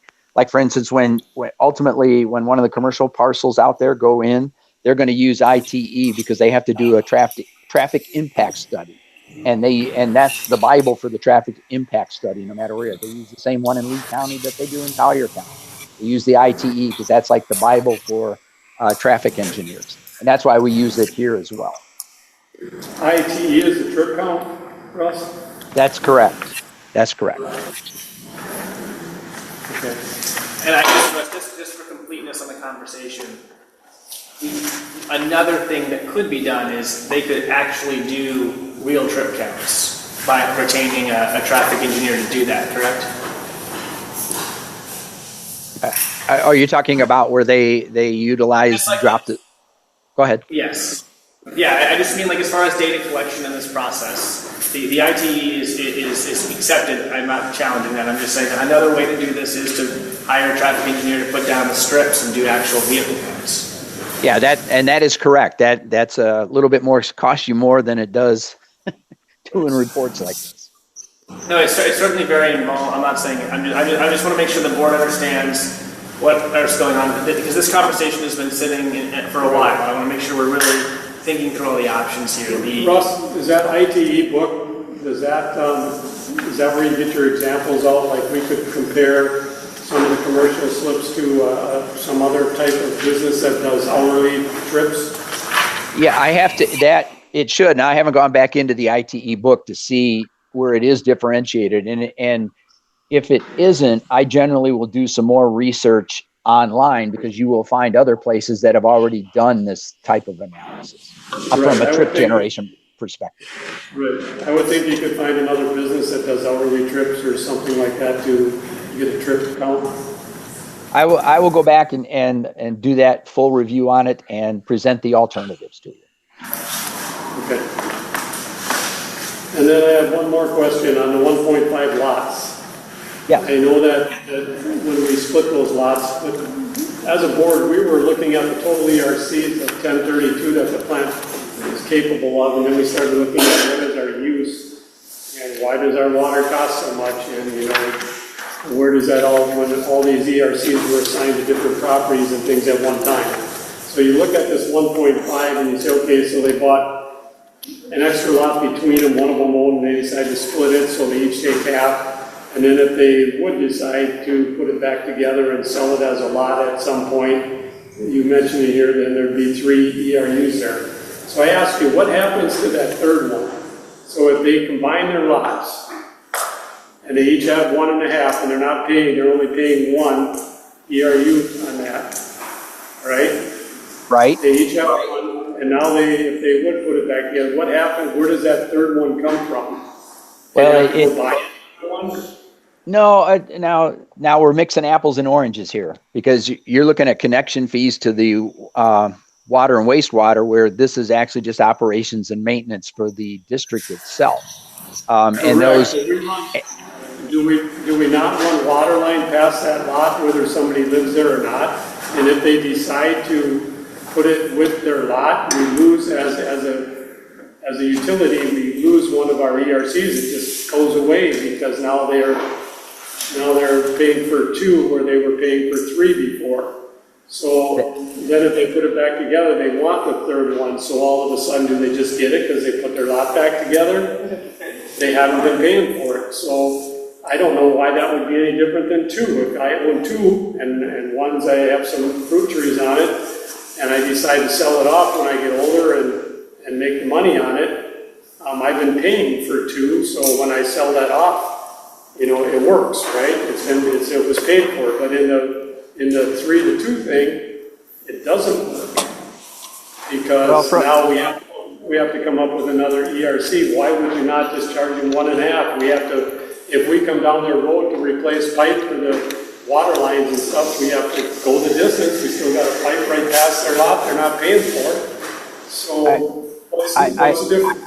I understand your analysis. However, remember, it's apples and oranges. Yes, when we're doing the impact fee and that part of the study, that would still be considered a lot that's in between them because there's a connection out in front or an opportunity for a connection. In terms of operations and maintenance is a little bit different because we're not looking at ERCs. We're looking at equivalent residential units. And that lot can't be built upon, the half lot can't, but when it does, then it will go back to 3 if that is the case. Now, in terms of connection, I'm not sure how that was done beforehand, but we are looking at that as a part of our analysis when we come up with it.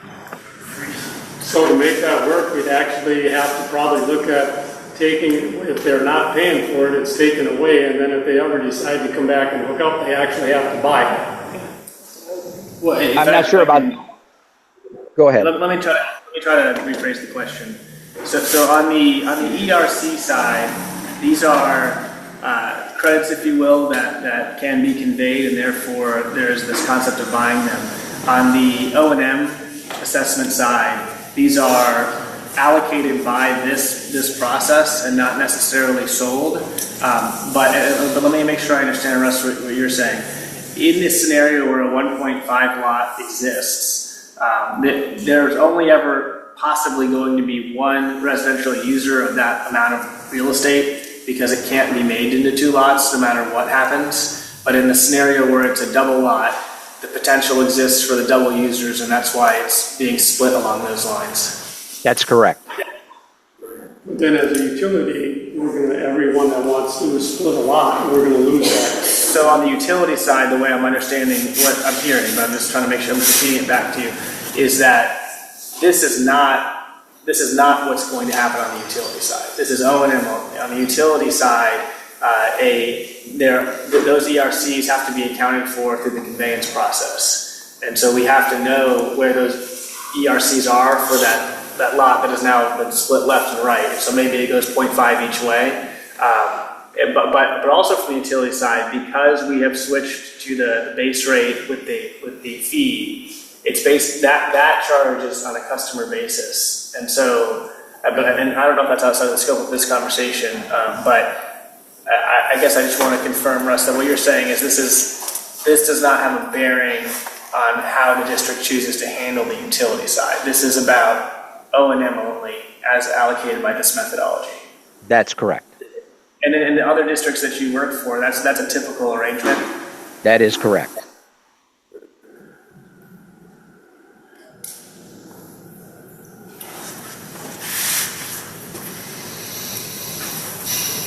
Other questions from the board? I guess, and just, I want to make sure I'm getting Dan's questions addressed appropriately.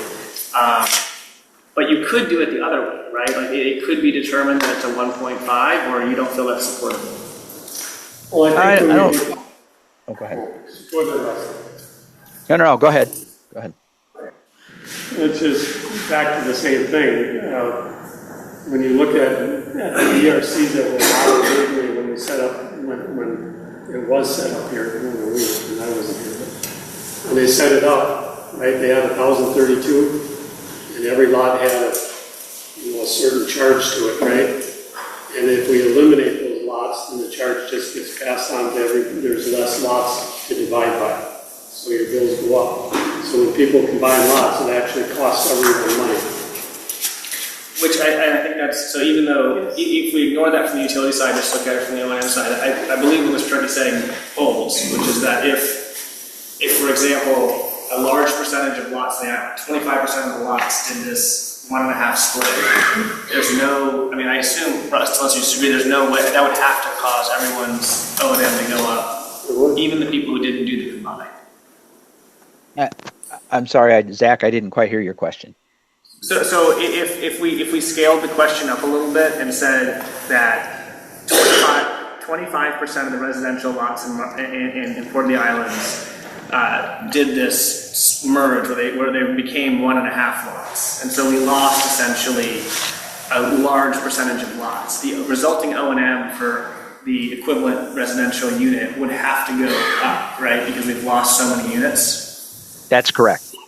And so if that is correct, then I think what Mr. Truckee is saying is, can't we ascribe legitimately 1.5 to the 1.5 lots, because they're not, those lot owners otherwise are not bearing the burden of that decision, the entire district is. And I understand that concept, but if you remember, if you go back to the beginning, the whole basis was on the trip generation on a residential unit. So those half lots aren't generating any trips. It will if there was a house there.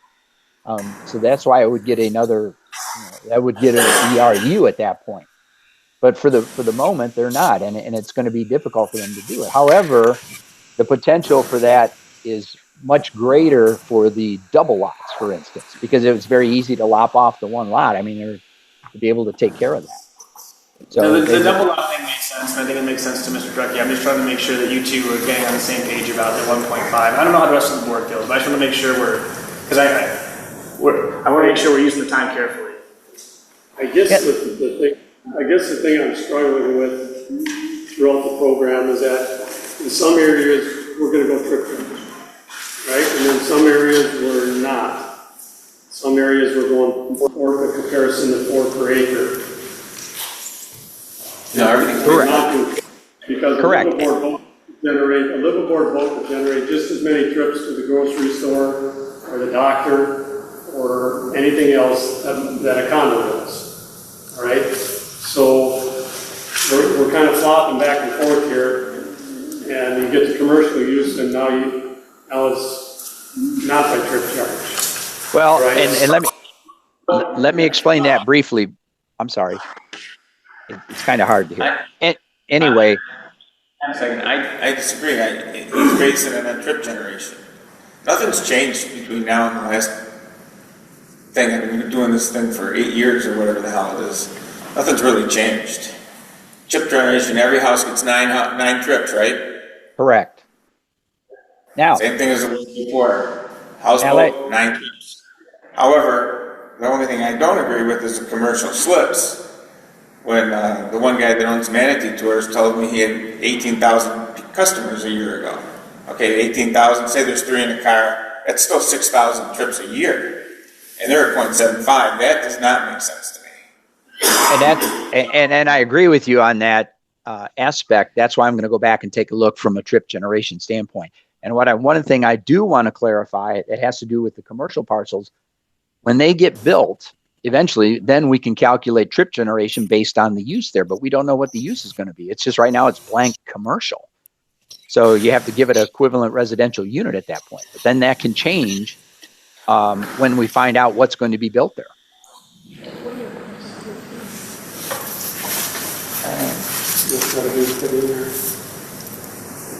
Parcel 13 is not in here. He's saying he thinks we still own it. Yeah. Just point of clarification, Russ, the parcel 13 site was sold, and for which there was a separate agreement with ERCs, and so it is no longer district owned. Okay, and that's still in the hands of the owner who bought the property? It closed, it has a new owner, and while they are in default of a separate ERC agreement, it should not change in any way the underlying assumptions for that particular parcel. Yeah. Well, in that particular parcel, Neil, we need to take a look at the number of units there, because if that's the case, have they been approved for those units? I mean, have they been platted, or is it still a blank piece of property? So they started the PPL and SDP process with Collier County, but then didn't finish it, and so it's somewhat of in a development limbo as far as final approval of units. But I think but the base assumption of 4 per acre, I believe, is what makes sense in the meantime. Yeah, I agree with that. And then once they get a final approval, we can say that's X number of units now in that parcel. And then quickly, I want you to take a hard look at county-owned parcels, just because I think that the current marketability and development of the vacant condo pads at Orchid Cove, and even honestly the former hotel site, the county has started some discussions about issuing a request for proposals in January for potential interest on the old hotel site. And so I think at a minimum we need to apply some base units per acre or per pad as currently recorded for that condominium. And I understand that, Neil. And if we were going to do that, it could be 1 unit per those 27 things that they own over there. It's 27 condo units that they own. And then on the blank land, we could probably do a commercial one. Are you looking as for a basis or actually assessing them? I think this board wants to reserve the right to assess them if they determine that during the budget process. Okay. That was the case for the year prior, the first year that we were here. We imposed assessments on the county marina site where they had not previously paid, and in the last 2 tax cycles, they had paid the ERUs assigned to the marina. That's correct, because it was a revenue generating. We calculated that was a revenue generating operation. So anyway, on the other ones, I can give you an idea of what it will be. It would be up to the board if they want to assess. Yeah, if you would. And with that, I know that you have a hard break, and I think we're a little brain dead. So anything in conclusion?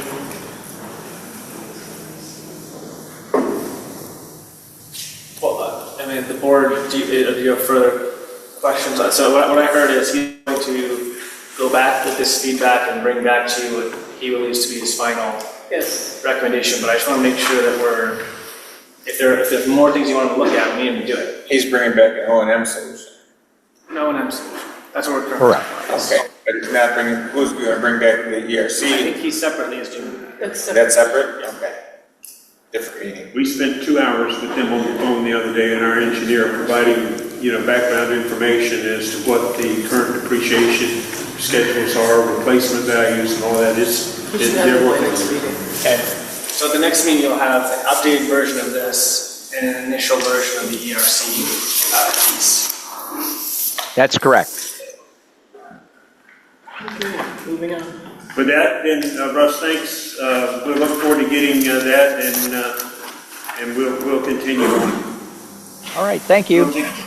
Brief recess, or you want to keep slugging away? I gotta be out here by noon. Are you staying to the end of the meeting? Are you staying to the end of the meeting? Sure. Because we might have some more questions later in the agenda when we get down here. Okay. Because as we look at the number of liveaboards and things like that, we have to look at the ERCs that were never bought. Right. I think that all plays together.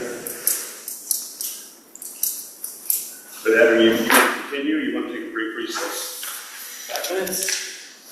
I'm sorry. I said, you need 5 minutes? 5 minutes? Yeah. 5 minutes. Okay, we'll stand in recess just so that everybody can stretch your legs, and we'll reconvene at 4:15.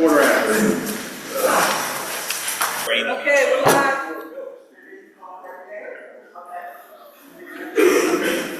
Everybody have a seat. We're back on the record. It is now 11:20.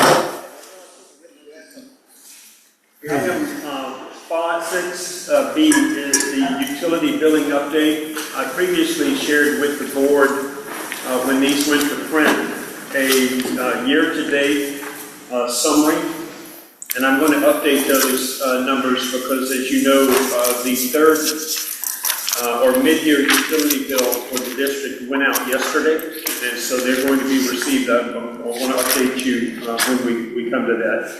So if we can, just for a moment, if you'll focus on the this report that we ran. This is the combined water, wastewater, and irrigation summary for the first two bills that began in October the 1st. So I've got the October, November bill, and then the December, January bill, and we have just distributed yesterday the February and March bill that will be received in the next week. So initially, in the first two bills, we billed a total of $582,321. And of that, it's sort of evenly split between the water and the wastewater base rates, and then the combined, I see y'all flipping. Do y'all, do you have this? No, I have some extras. Got it. It's behind Got the it. wastewater plant. Yep.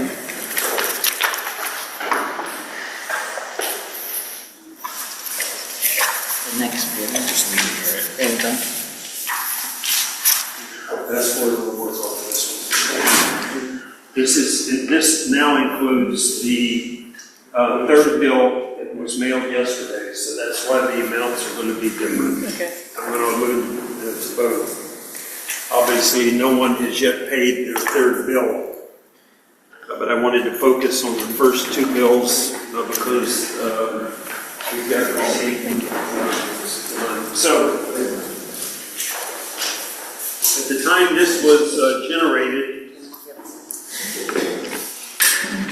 as I showed you on the first page, I'm sorry. As I showed you on the first page there, the total amounts that were billed, and then on the second page, it will show the total amount after payments or any adjustments. So we billed $582,321, and through the generation of this bill, we could receive $574,607. In addition, there were some late fees that were subsequently charged. Some of those are still outstanding and will be reflected on the next bill. Year to date, we've charged $12,000 in late fees, and I can tell you that it has fallen off in the most recent cycle, so at least people are accustomed to recognizing that late fees are being automatically applied after the due date. Late last week, the hotel condominium also had a large receivable of about $5,000 that they paid by credit card because otherwise the condominium was scheduled to have the water shut off. And so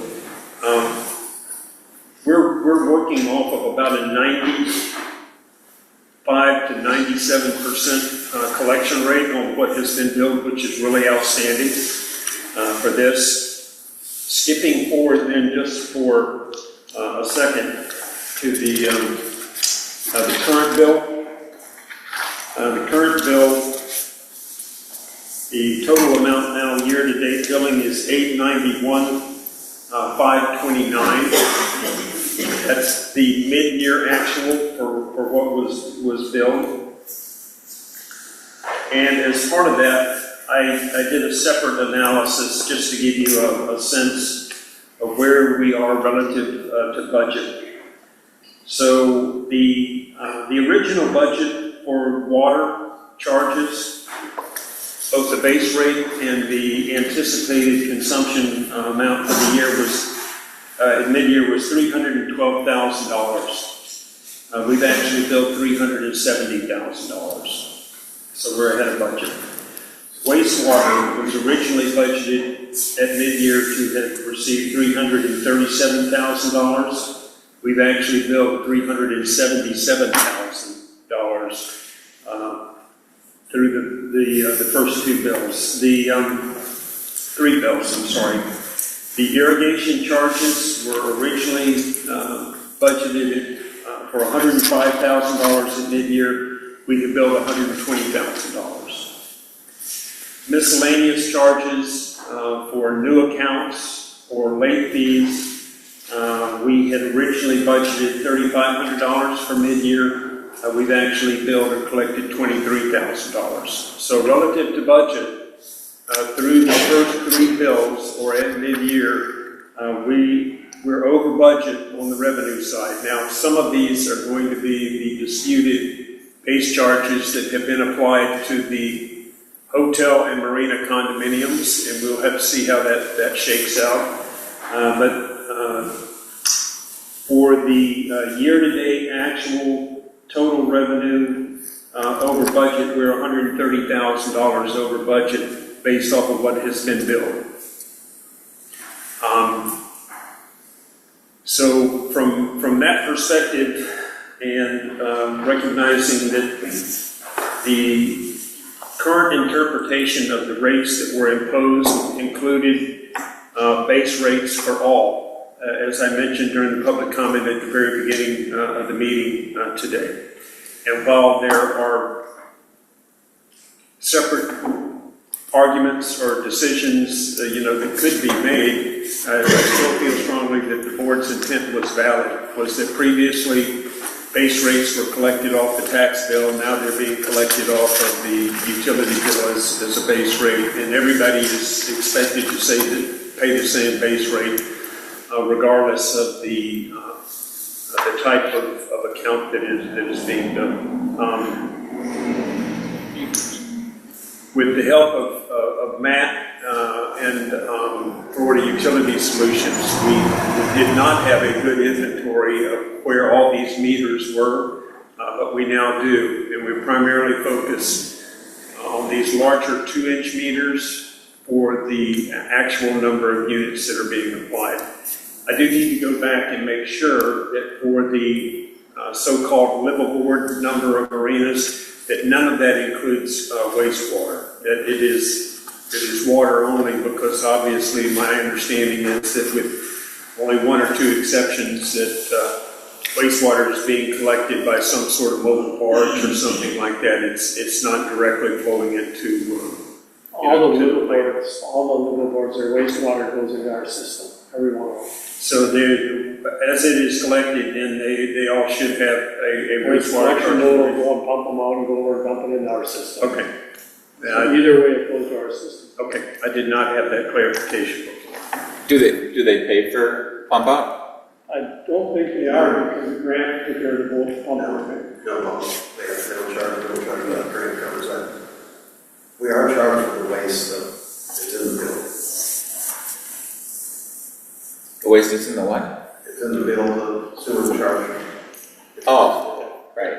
So, I mean, when we started the fiscal year on October the 1st, I said we would pause and I would give you the year-to-date summaries. Zach is going to tell us that if we want to do anything to change the rates as approved by the board, I have to give advance notice of that through their utility bill. And so while it would be easier from my perspective to make any adjustments, once we get into the next bill that will actually be the June bill, it takes some advance notice if we're going to make any changes to the rates that were adopted on October the 1st.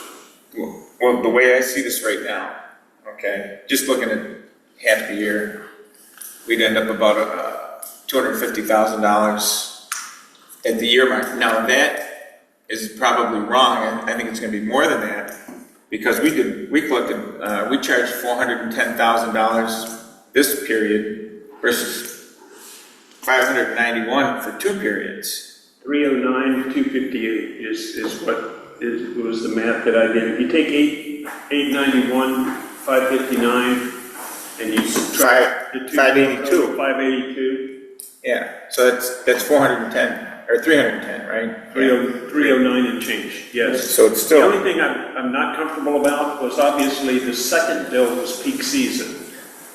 It was December, January, and then the third bill I've just sent is February and March, and I've got to think that the consumption side will tail off as we go into the summer, but then, Yeah, but the base charges is where all the money's coming from. There's no revenue here. And frankly, I was a little surprised at the total number of gallons we pumped last year during the rainy season and, late summer, early into September. So I don't really know how you guys do historically with irrigation water, but the serious money here is in the base rates. Yeah, it's all in base rates. So we're up 309,000 with the new billing. The third billing actual was 309,238 That's what I have. versus 290 for the first two cycles. That's what I did, but if we took that, I talked to you last couple of weeks ago or a week ago about being 582, and you said that was slightly above budget, Yeah. right? So if we're slightly above budget at the 582, then we're more above budget with the 310. Yeah, the combined 892 represents 59% of your anticipated total yearly revenue at mid-year. So we're 9% above 50% or half at mid-year. So would you, Look at it mid-year anyway, so would you say You can't calculate the late fee. 309 increase, 309,000 increase, 310,000 increase? That's extra money right now, right? Yes, because I've got additional revenue billed for base rates for the marina and the hotel. Right. So when we look at this, one of the things that I wanted to look at when we get into this later is that I think our base rate's too high. Yeah. Right? And, okay. We'll look at that again. Yeah. Right, and now with the increase in revenue, because now everyone's paying into it, we could apply that increase actually to reduce the base rate. In fairness, as your business administrator, I commissioned a survey of all the utility systems that I included in your last bill. Mm-hmm. And you do have a high base rate, again, but the intent was to offset the former revenue that came from the tax bill. But your irrigation rates are the lowest of any of the 12 utilities that were. So I want to be able to come back and maybe revisit some of these areas. But yeah, as I recall, we surveyed 12 utility systems, public utility systems, and I think you guys were like tied for fifth. So you're like halfway down the chart. Right, this last week I did some checking with Collier County and Everglades City. And let's start with Collier County. Their rates are going to be about 150 for 2 months. We're at 256. All right, Everglades City, their rates are going to be about 220, and we're at 256. So Everglades City's a little bit closer, but they include the first 3,000 gallons with their base rate. So if you take, I don't know, that's about $10 worth on water, sewer's a little more, but if you take that down, it's going to put them quite a bit cheaper yet than we are. If we dropped our base rates, if we applied the increases to a reduction in our base rates, it's going to put us right in there with both of them as far as where our base rates. We said we were going to do a review. Right, I'm just saying where we're at. I think, yeah, we need to consider our base rate and as we look at this, possibly raise our water rate. Maybe. Percentage-wise, how much are we over for 6 months? Percentage-wise? 9.5%. So take 10%. So if we took 10% off our base rate to wash, that would reduce it by $25. We'd still have more money. We'd have to if we wanted to eat up the surplus that we have by charging. No, I don't want to eat up the surplus. Because that total charge includes our late fees. Back that out. 12,000 of that is late So you need fees, to and back there that. will be some people are going to pay a hit. I'm taking a pretty hard stand on waiving late fees. I believe I've only done it twice in exchange for reviewing their historical payment history and getting them to sign up for auto pay going forward. So hopefully that'll track down the return. And you know, I know everybody looks at other water rates and everything, but I'll tell you right now, I can't drink the water in Havens. No. It's terrible. It's nothing like our Reverse water. osmosis is much more expensive. Well, they use reverse osmosis in a lot of places, but like in the city, it's just awful. can't drink it. It's yellow. And Yeah, in the it's- toilet, it's yellow. So, but, you know, but yeah, we're way too high, I think. Well, not way too high. We're high, It'll be reviewed. yeah. Just because we're having this conversation, so your base rate is $128 water and sewer per month. Right. And if you compare that to everybody, we're the highest base rate in Southwest Florida. But if you go over one column in your water rates for just 5,000 gallons, you're like $55. Marco's 116, Cape Coral's 125, Fort Myers Beach is 100 and change, Sanibel's 104, Collier County's 145. And Ave Maria's 137. So again, we got really low consumption. Collier County, they were 373 per 1,000 gallons. And we're at 360, or 365. I based this little survey on a home that uses 5,000 gallons a month. Okay. Our water chart for the water itself is pretty comparable to what Collier County is. And it's a little harder to compare with Everglades City because they give you 3,000 gallons with your bill, and then they go to a higher rate after that. So it's a little tougher to compare. In fairness to you guys, the older municipal systems for the city of Naples, city of Fort Myers, and even Sanibel, their plants were built with federal grants back in the 70s, 80s when those were prevalent. And your system was built on the backs of the customers, the municipal bonds that were sold to build your facilities. So I sort of tend to discount the older public utilities because so much of their infrastructure was built with federal money. And that money's long gone, but... Right, so I was just looking, we have to make a decision by next month to how we're going to do this or whatever. I was just looking at the surplus, taking it off the base rates. I think you could look at taking $40 off the base rate, and you'd still have the surplus. So if we look at it as we go into next month, when we decide, I think our base rates can drop and get in line with the rest of them on their base rates. We'll look at it next month.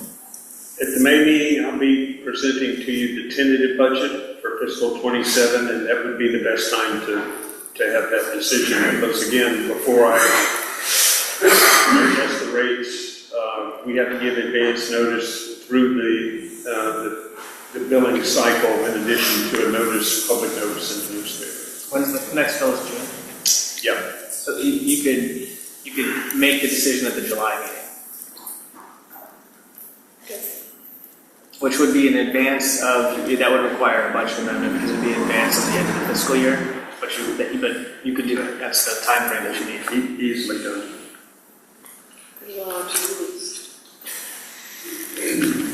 Is that your plan? You wanted to wait? I'm sorry? You wanted to wait to adjust this until... Yeah, I don't have a problem with that.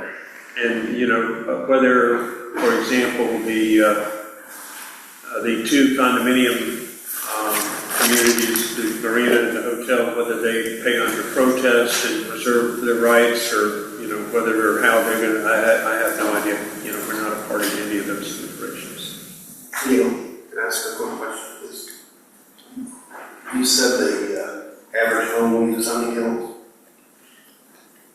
For this little survey I did, I assumed 5,000 gallons a month for these separate consumption charges that are pure bill. Everybody pays base rate, and then after that it's a metered rate based on your consumption.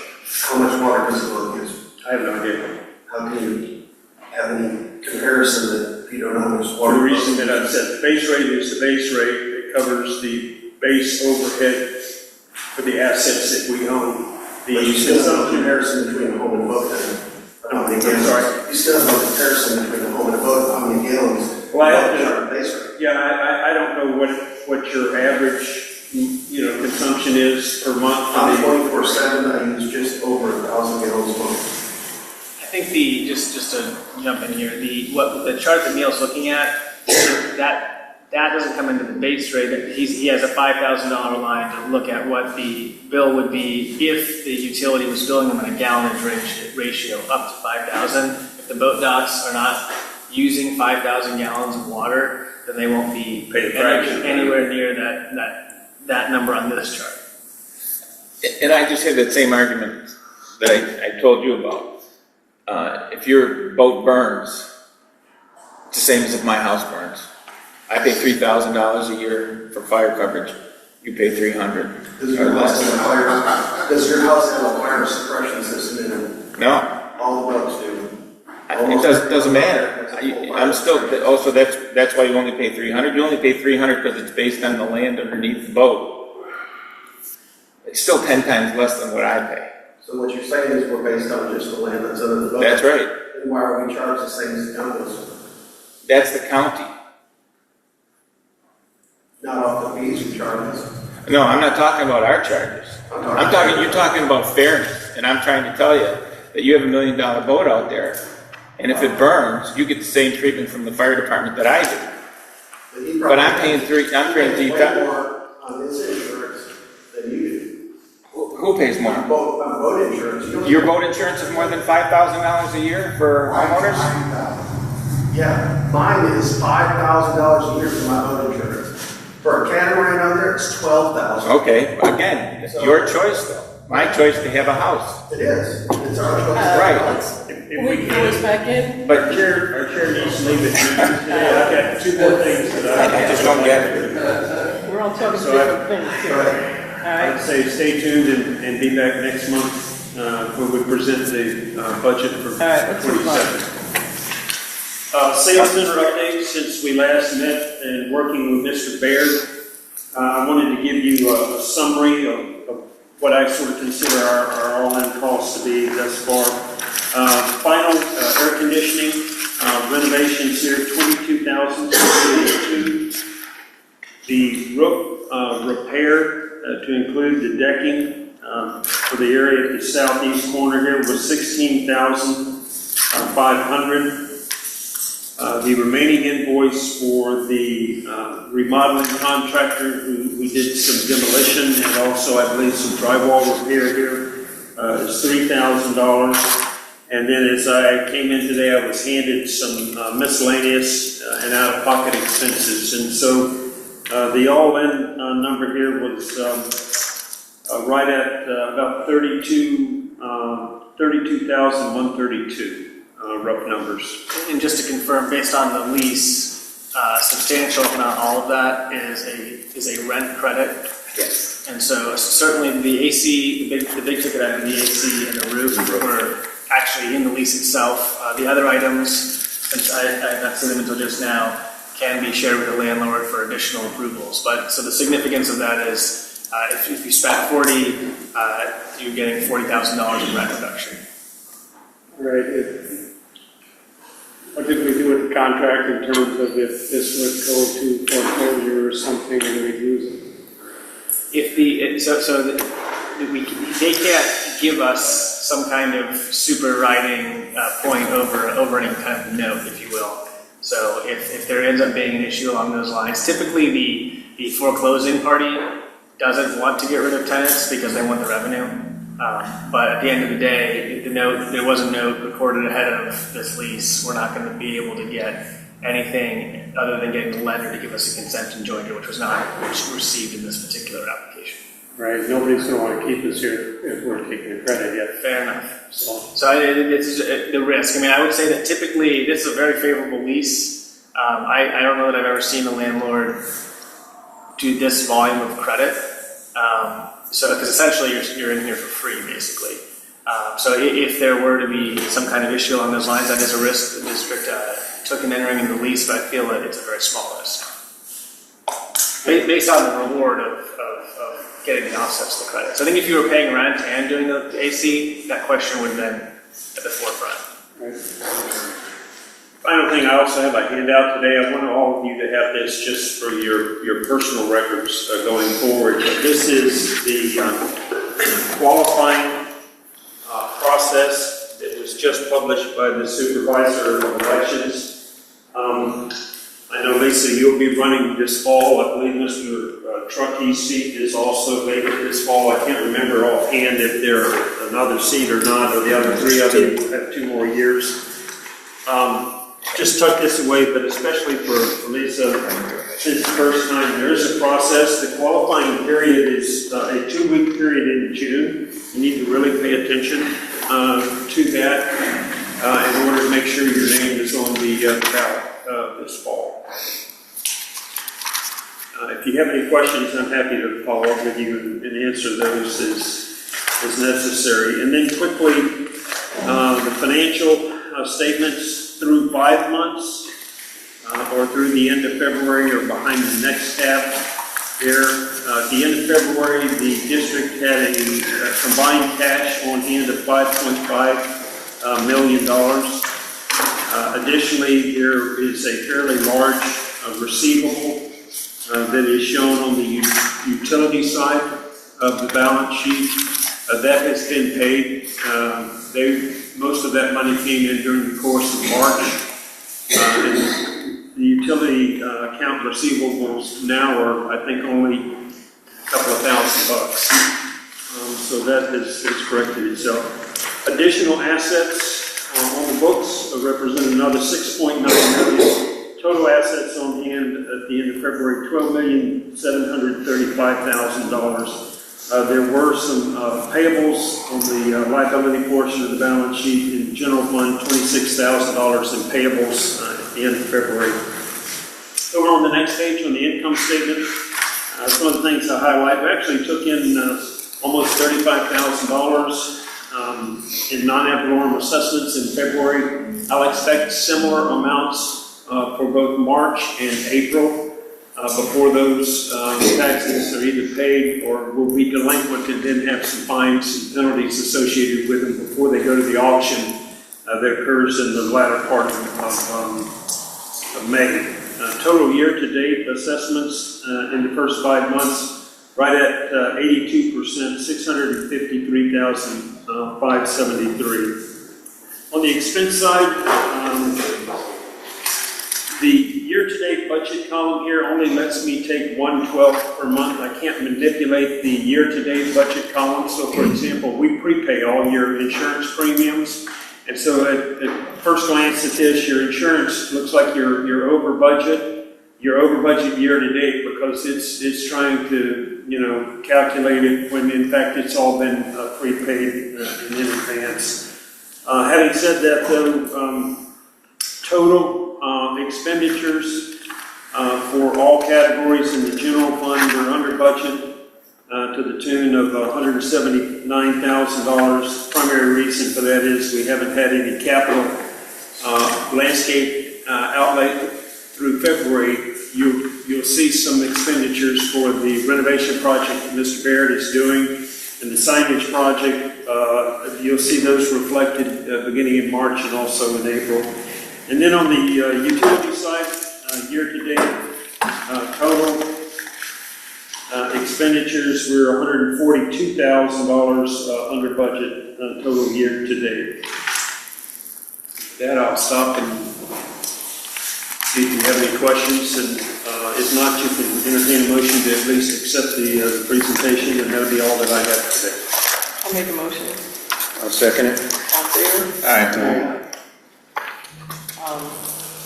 That takes us to the Yes, at your last meeting, you authorized litigation counsel to file the case lawsuit, where at this point, we would like to request scheduling a SHAE meeting. Counsel is seeking advice concerning the litigation, specifically settlement negotiations and strategy as to litigation expenditures. We've batted for some dates and times, and we can try to coordinate this offline. We just have to give notice of the meeting, but if possible, I'd love to lock down the date that I know will work for you all. It was discussed about doing this after the May meeting, but that's somewhat far from now. And so, the first week in May, I worked, as I understand it from your litigation counsel and myself, it works except for the Monday. So if that works for you all, it would be in person, it would be here with a court reporter. If if that's a functional week for you, you guys can give me a date and I can pass it along. Anybody got any specific day? First week in May? First week is good. You guys? Do you prefer Any a day. particular day? Yeah? Neil, do you have? Yeah, I don't want to do Monday. Thursdays would generally be good. I just want to confirm that we'll schedule back with you. So we'll tentatively plan on, let's see, that date is Thursday, May 7th, at the usual 9:30 time here with the court reporter. It will open in open session, and then we'll close and go into the shade meeting, and then it will end in open session. What time? That would be 9:30 on Thursday, May 7th.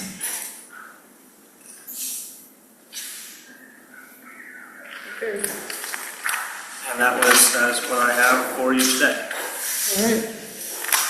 Next.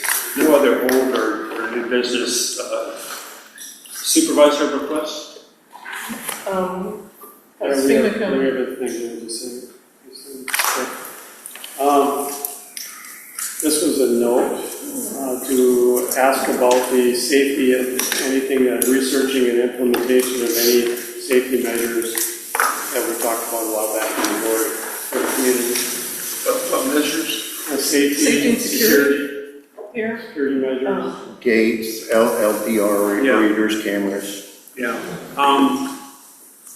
My recollection is that we did one RFP for a security consultant to perform an analysis. We got zero response.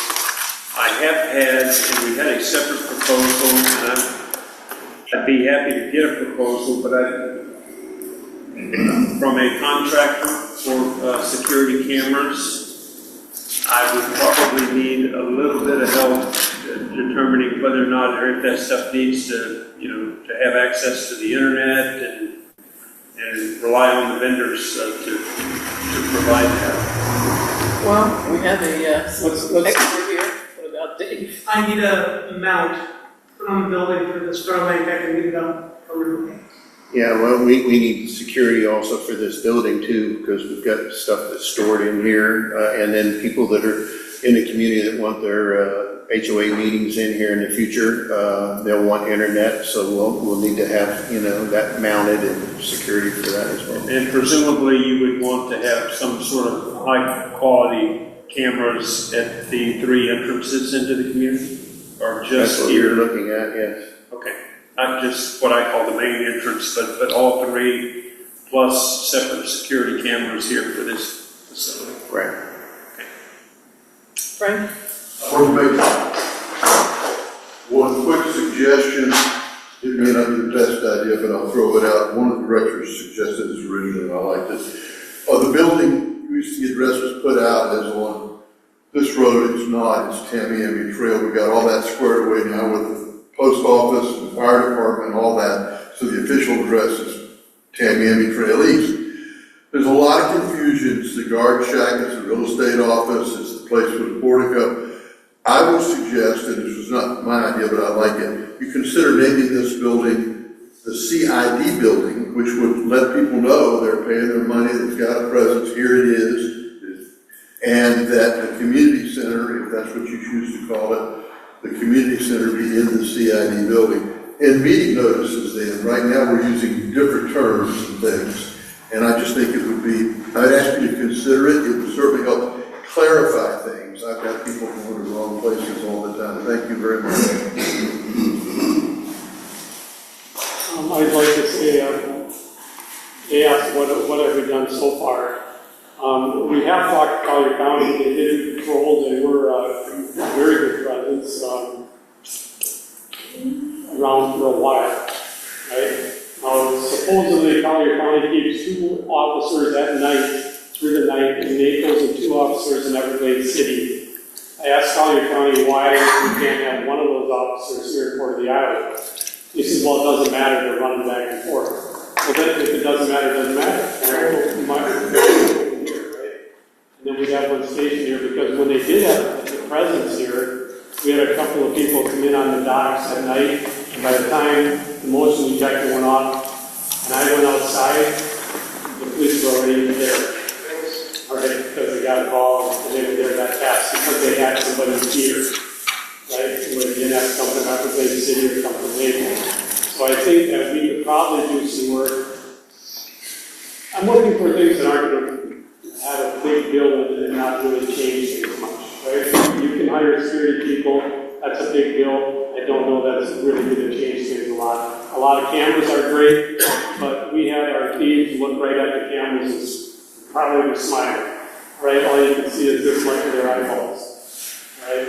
And the cameras didn't do any good because they couldn't find anybody with the pictures that they had. So I don't know that cameras are the answer. Motion detectors on docks and around your houses or something, that they alert you that you can do something about it. You can call the police and say, hey, there's someone out there.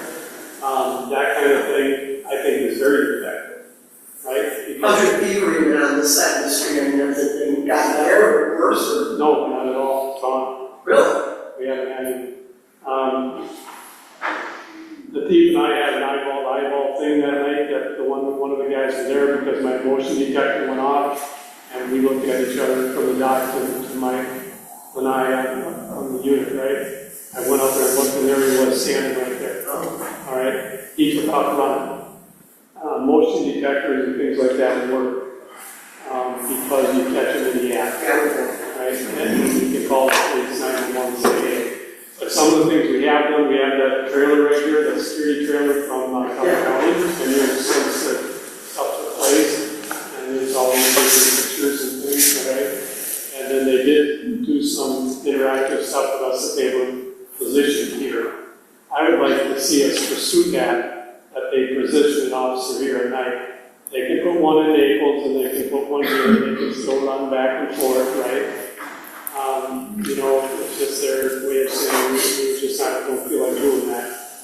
But everybody is a city, Naples is a city, we're just a tax district. And really, that's kind of the way it is, all right? They have different avenues for money and things like that because they're cities. But we can certainly have the County, one of their officers here.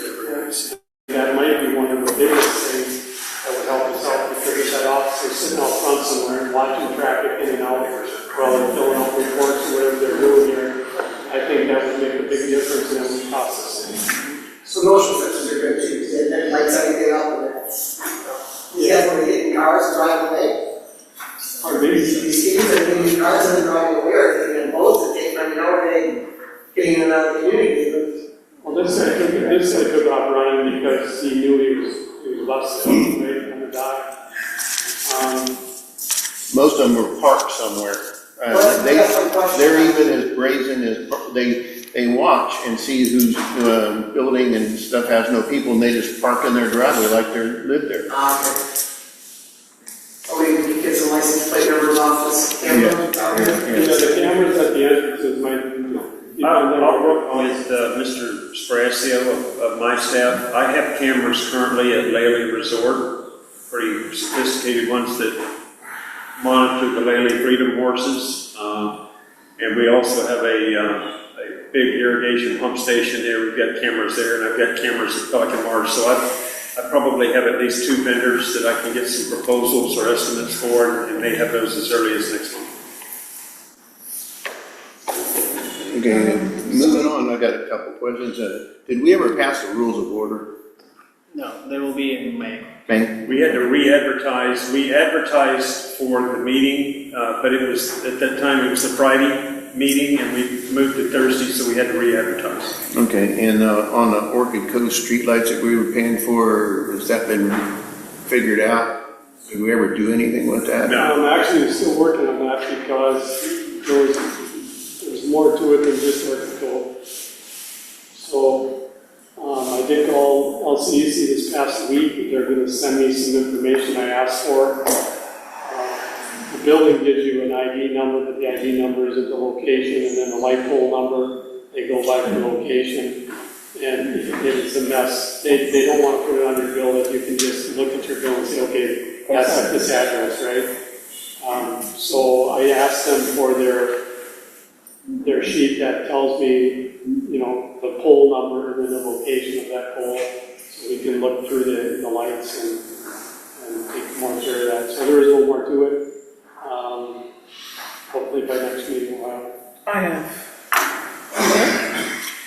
Yeah, and this is a long term. I know, we were talking within the last 6 months about planning on, upgrading the roads around here, grants, and the working under the county's cost of millage. And I just wonder where we were I at. did make an inquiry. There are no grants. Okay? The county does have an annual contract in place for milling and resurfacing, and I don't know if it's different types of asphalt, that can be something that needs to be evaluated. We are eligible to piggyback off their bid. Now, it may have certain, base tonnages, or, they may price it based on how big a batch job it is and things, but we're eligible to piggyback off the county's resurfacing bid.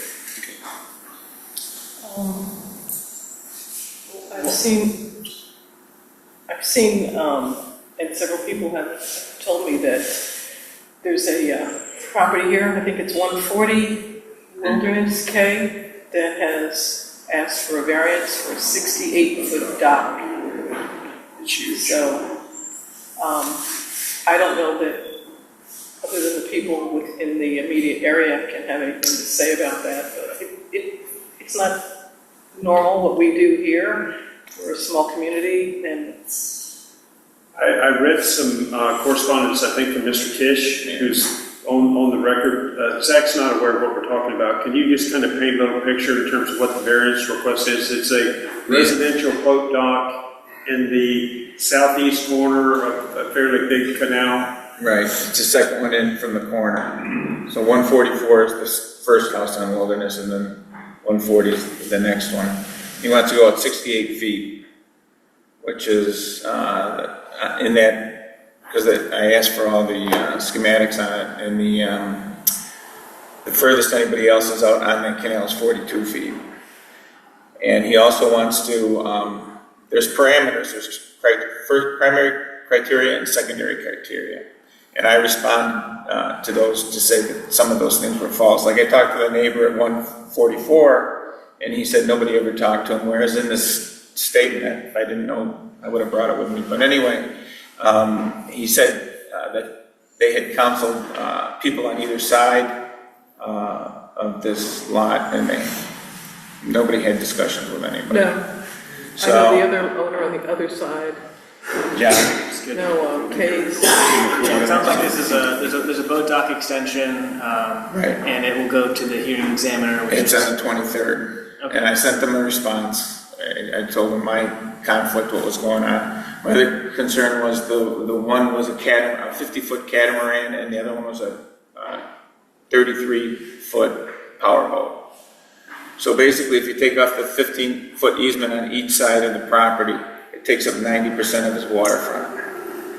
The guy at the east side, he's almost going to have no egress, no way to even build a boat dock and put it in there, because it's going to be affecting it. And plus, his line of sight, he loses 75% of his view of the Wilderness canal view. He loses like 75% of his view. So, I don't know. But anyway, I already responded. I don't know whether it's going to do any good to go to it.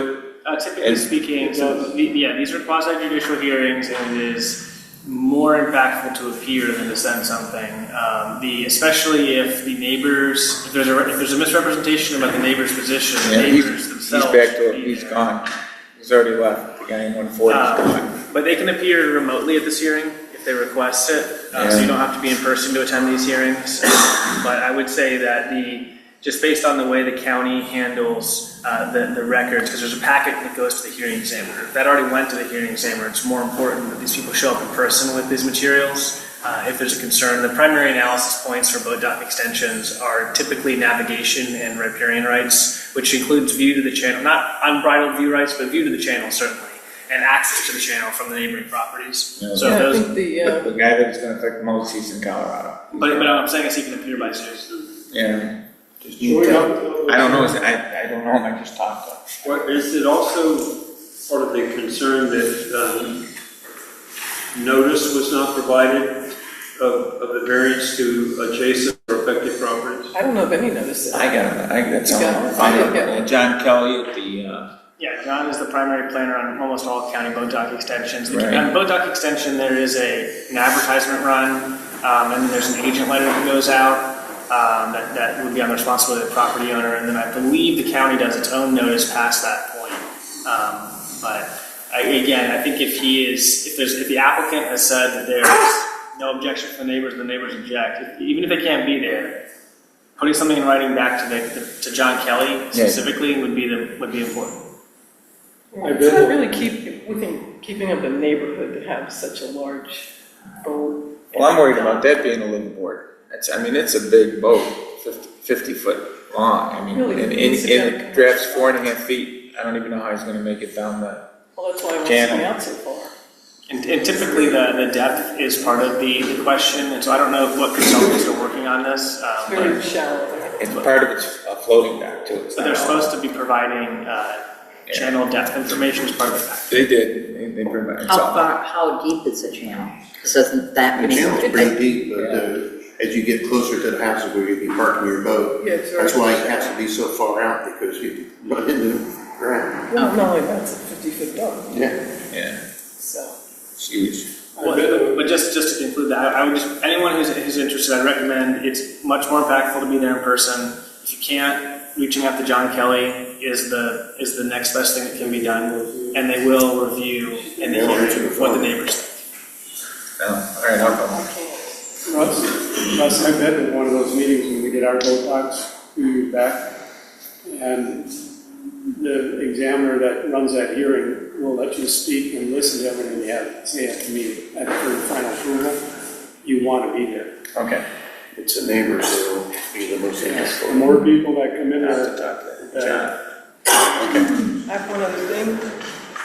I get the letter from Rick Castro all the time, telling us what great things he does in the county, or in our district. Well, I wrote back and said, I don't see Port of the Islands on there.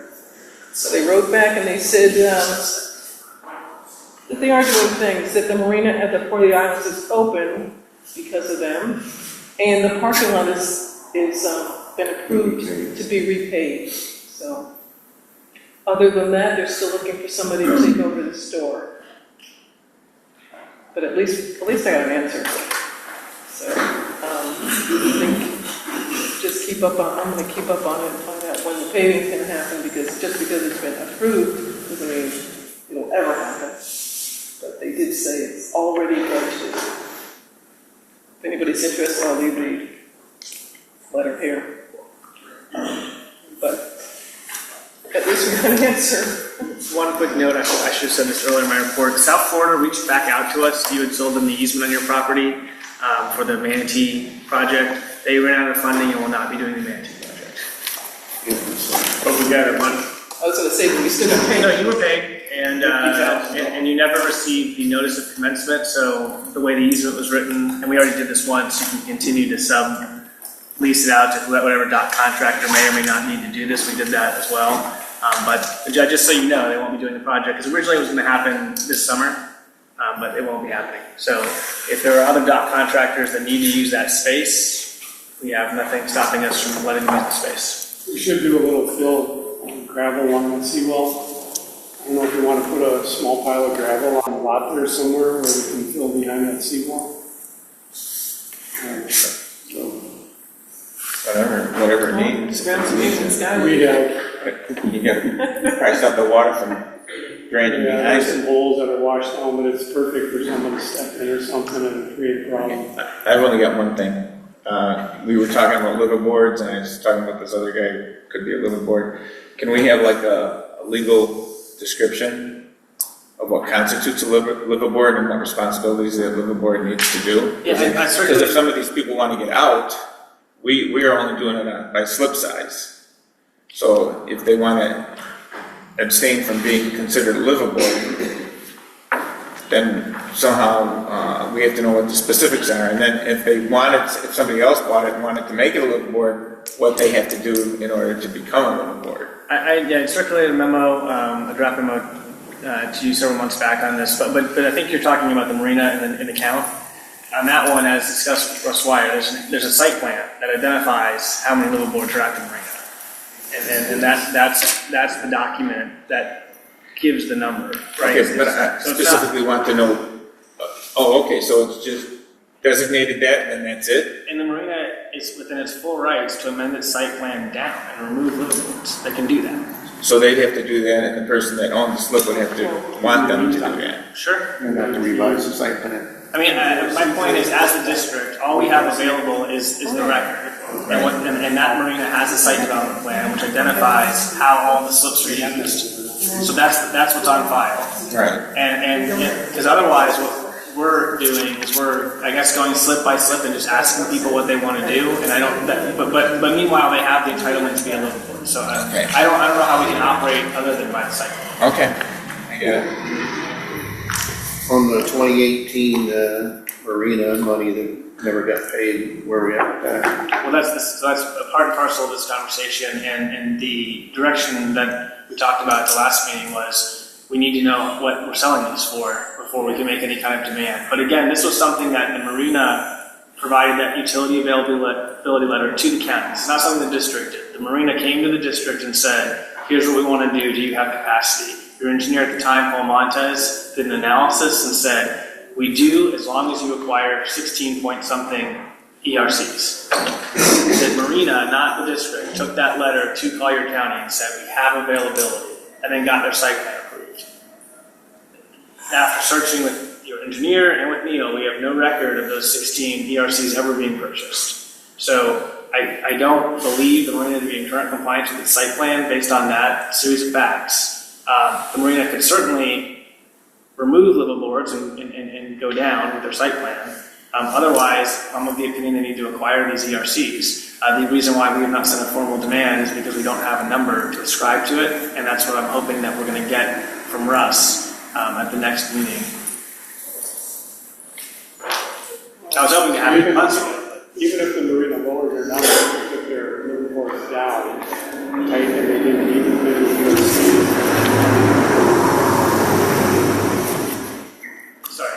Even if they lowered their number of liveaboards, and they didn't need as many ERCs at that point, What about the main one? it still had to be backfilled for. There's a period of time, still within statute of limitations, where you were billing based on ERCs, and they did not acquire the ERCs required, and so that is, in my view, a valid claim. Okay. Your next meeting will be the closed door meeting on May the 7th, and the next regular meeting will be the 21st, 2 weeks. Somebody's got a quick comment? Yeah. You got the public comments. I think it's just for record purposes, unless you're leaving, so Daniel will take over as chair. We still have quorum, so if you need to go.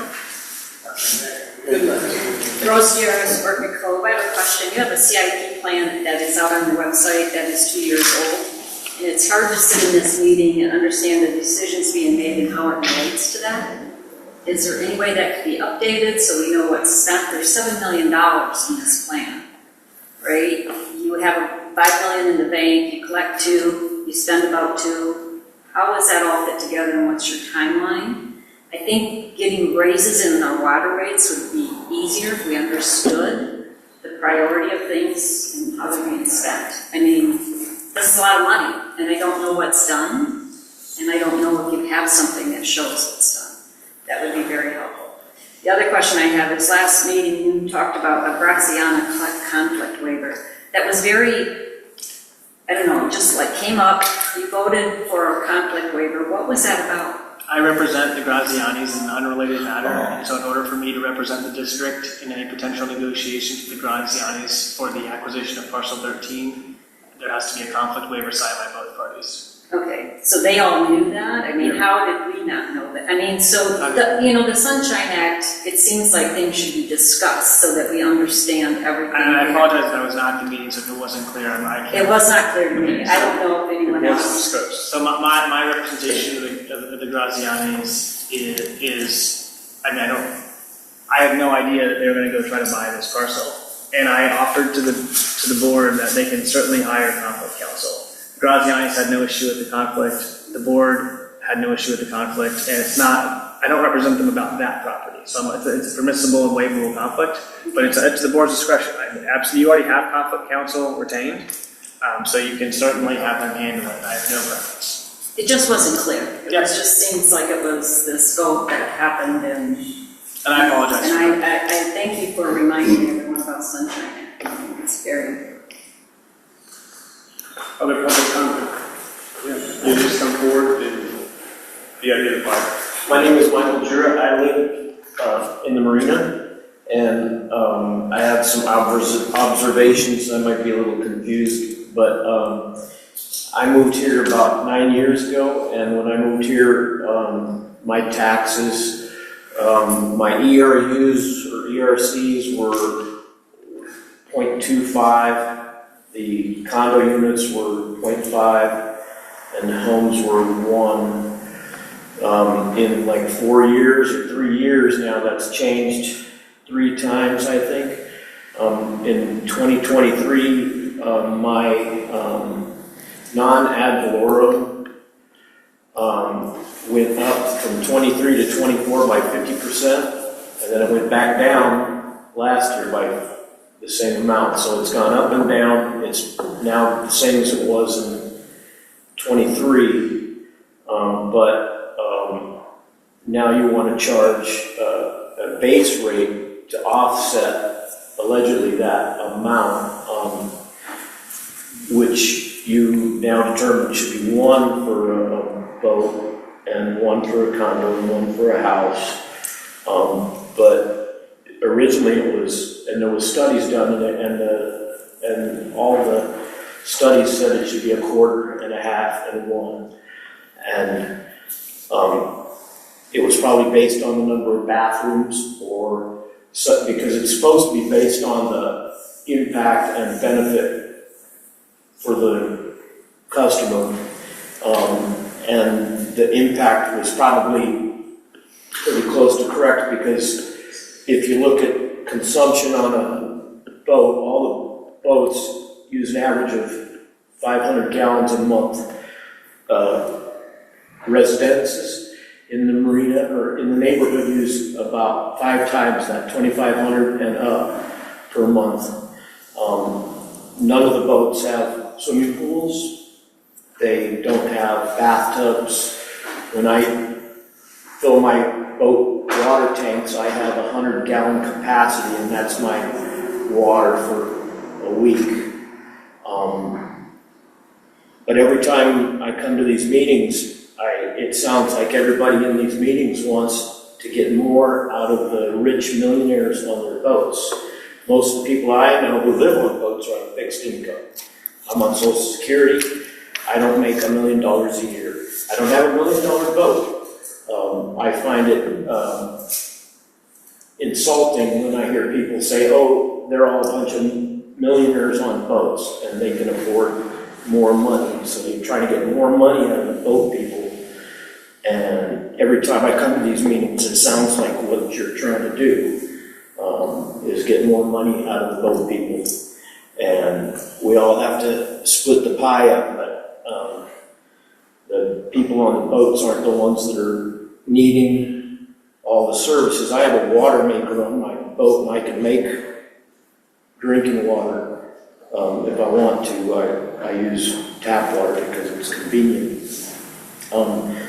But it seems like every year, my rates are going up. Base rates for water in Everglades City is $50 a month, approximately, same as Naples, $50 a month. You're asking for 2.5 times that for us now for a base rate, which is supposed to pay for the operation and maintenance.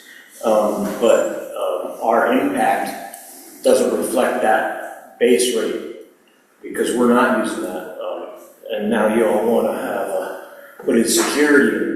I don't see any boat people coming asking for security systems. I don't see us asking for roads being refurbished or dog parks or buildings to use as meeting spaces or community centers. But we're expected to pay more than we can afford for the base rates and utilities. And the water usage should be what you're charging for, not ability to use water. Because we're not using the water and we're not using all those benefits. And that's all I got to say. Others? Yes, Greetings, name is Dion Ray. you could just so that you're.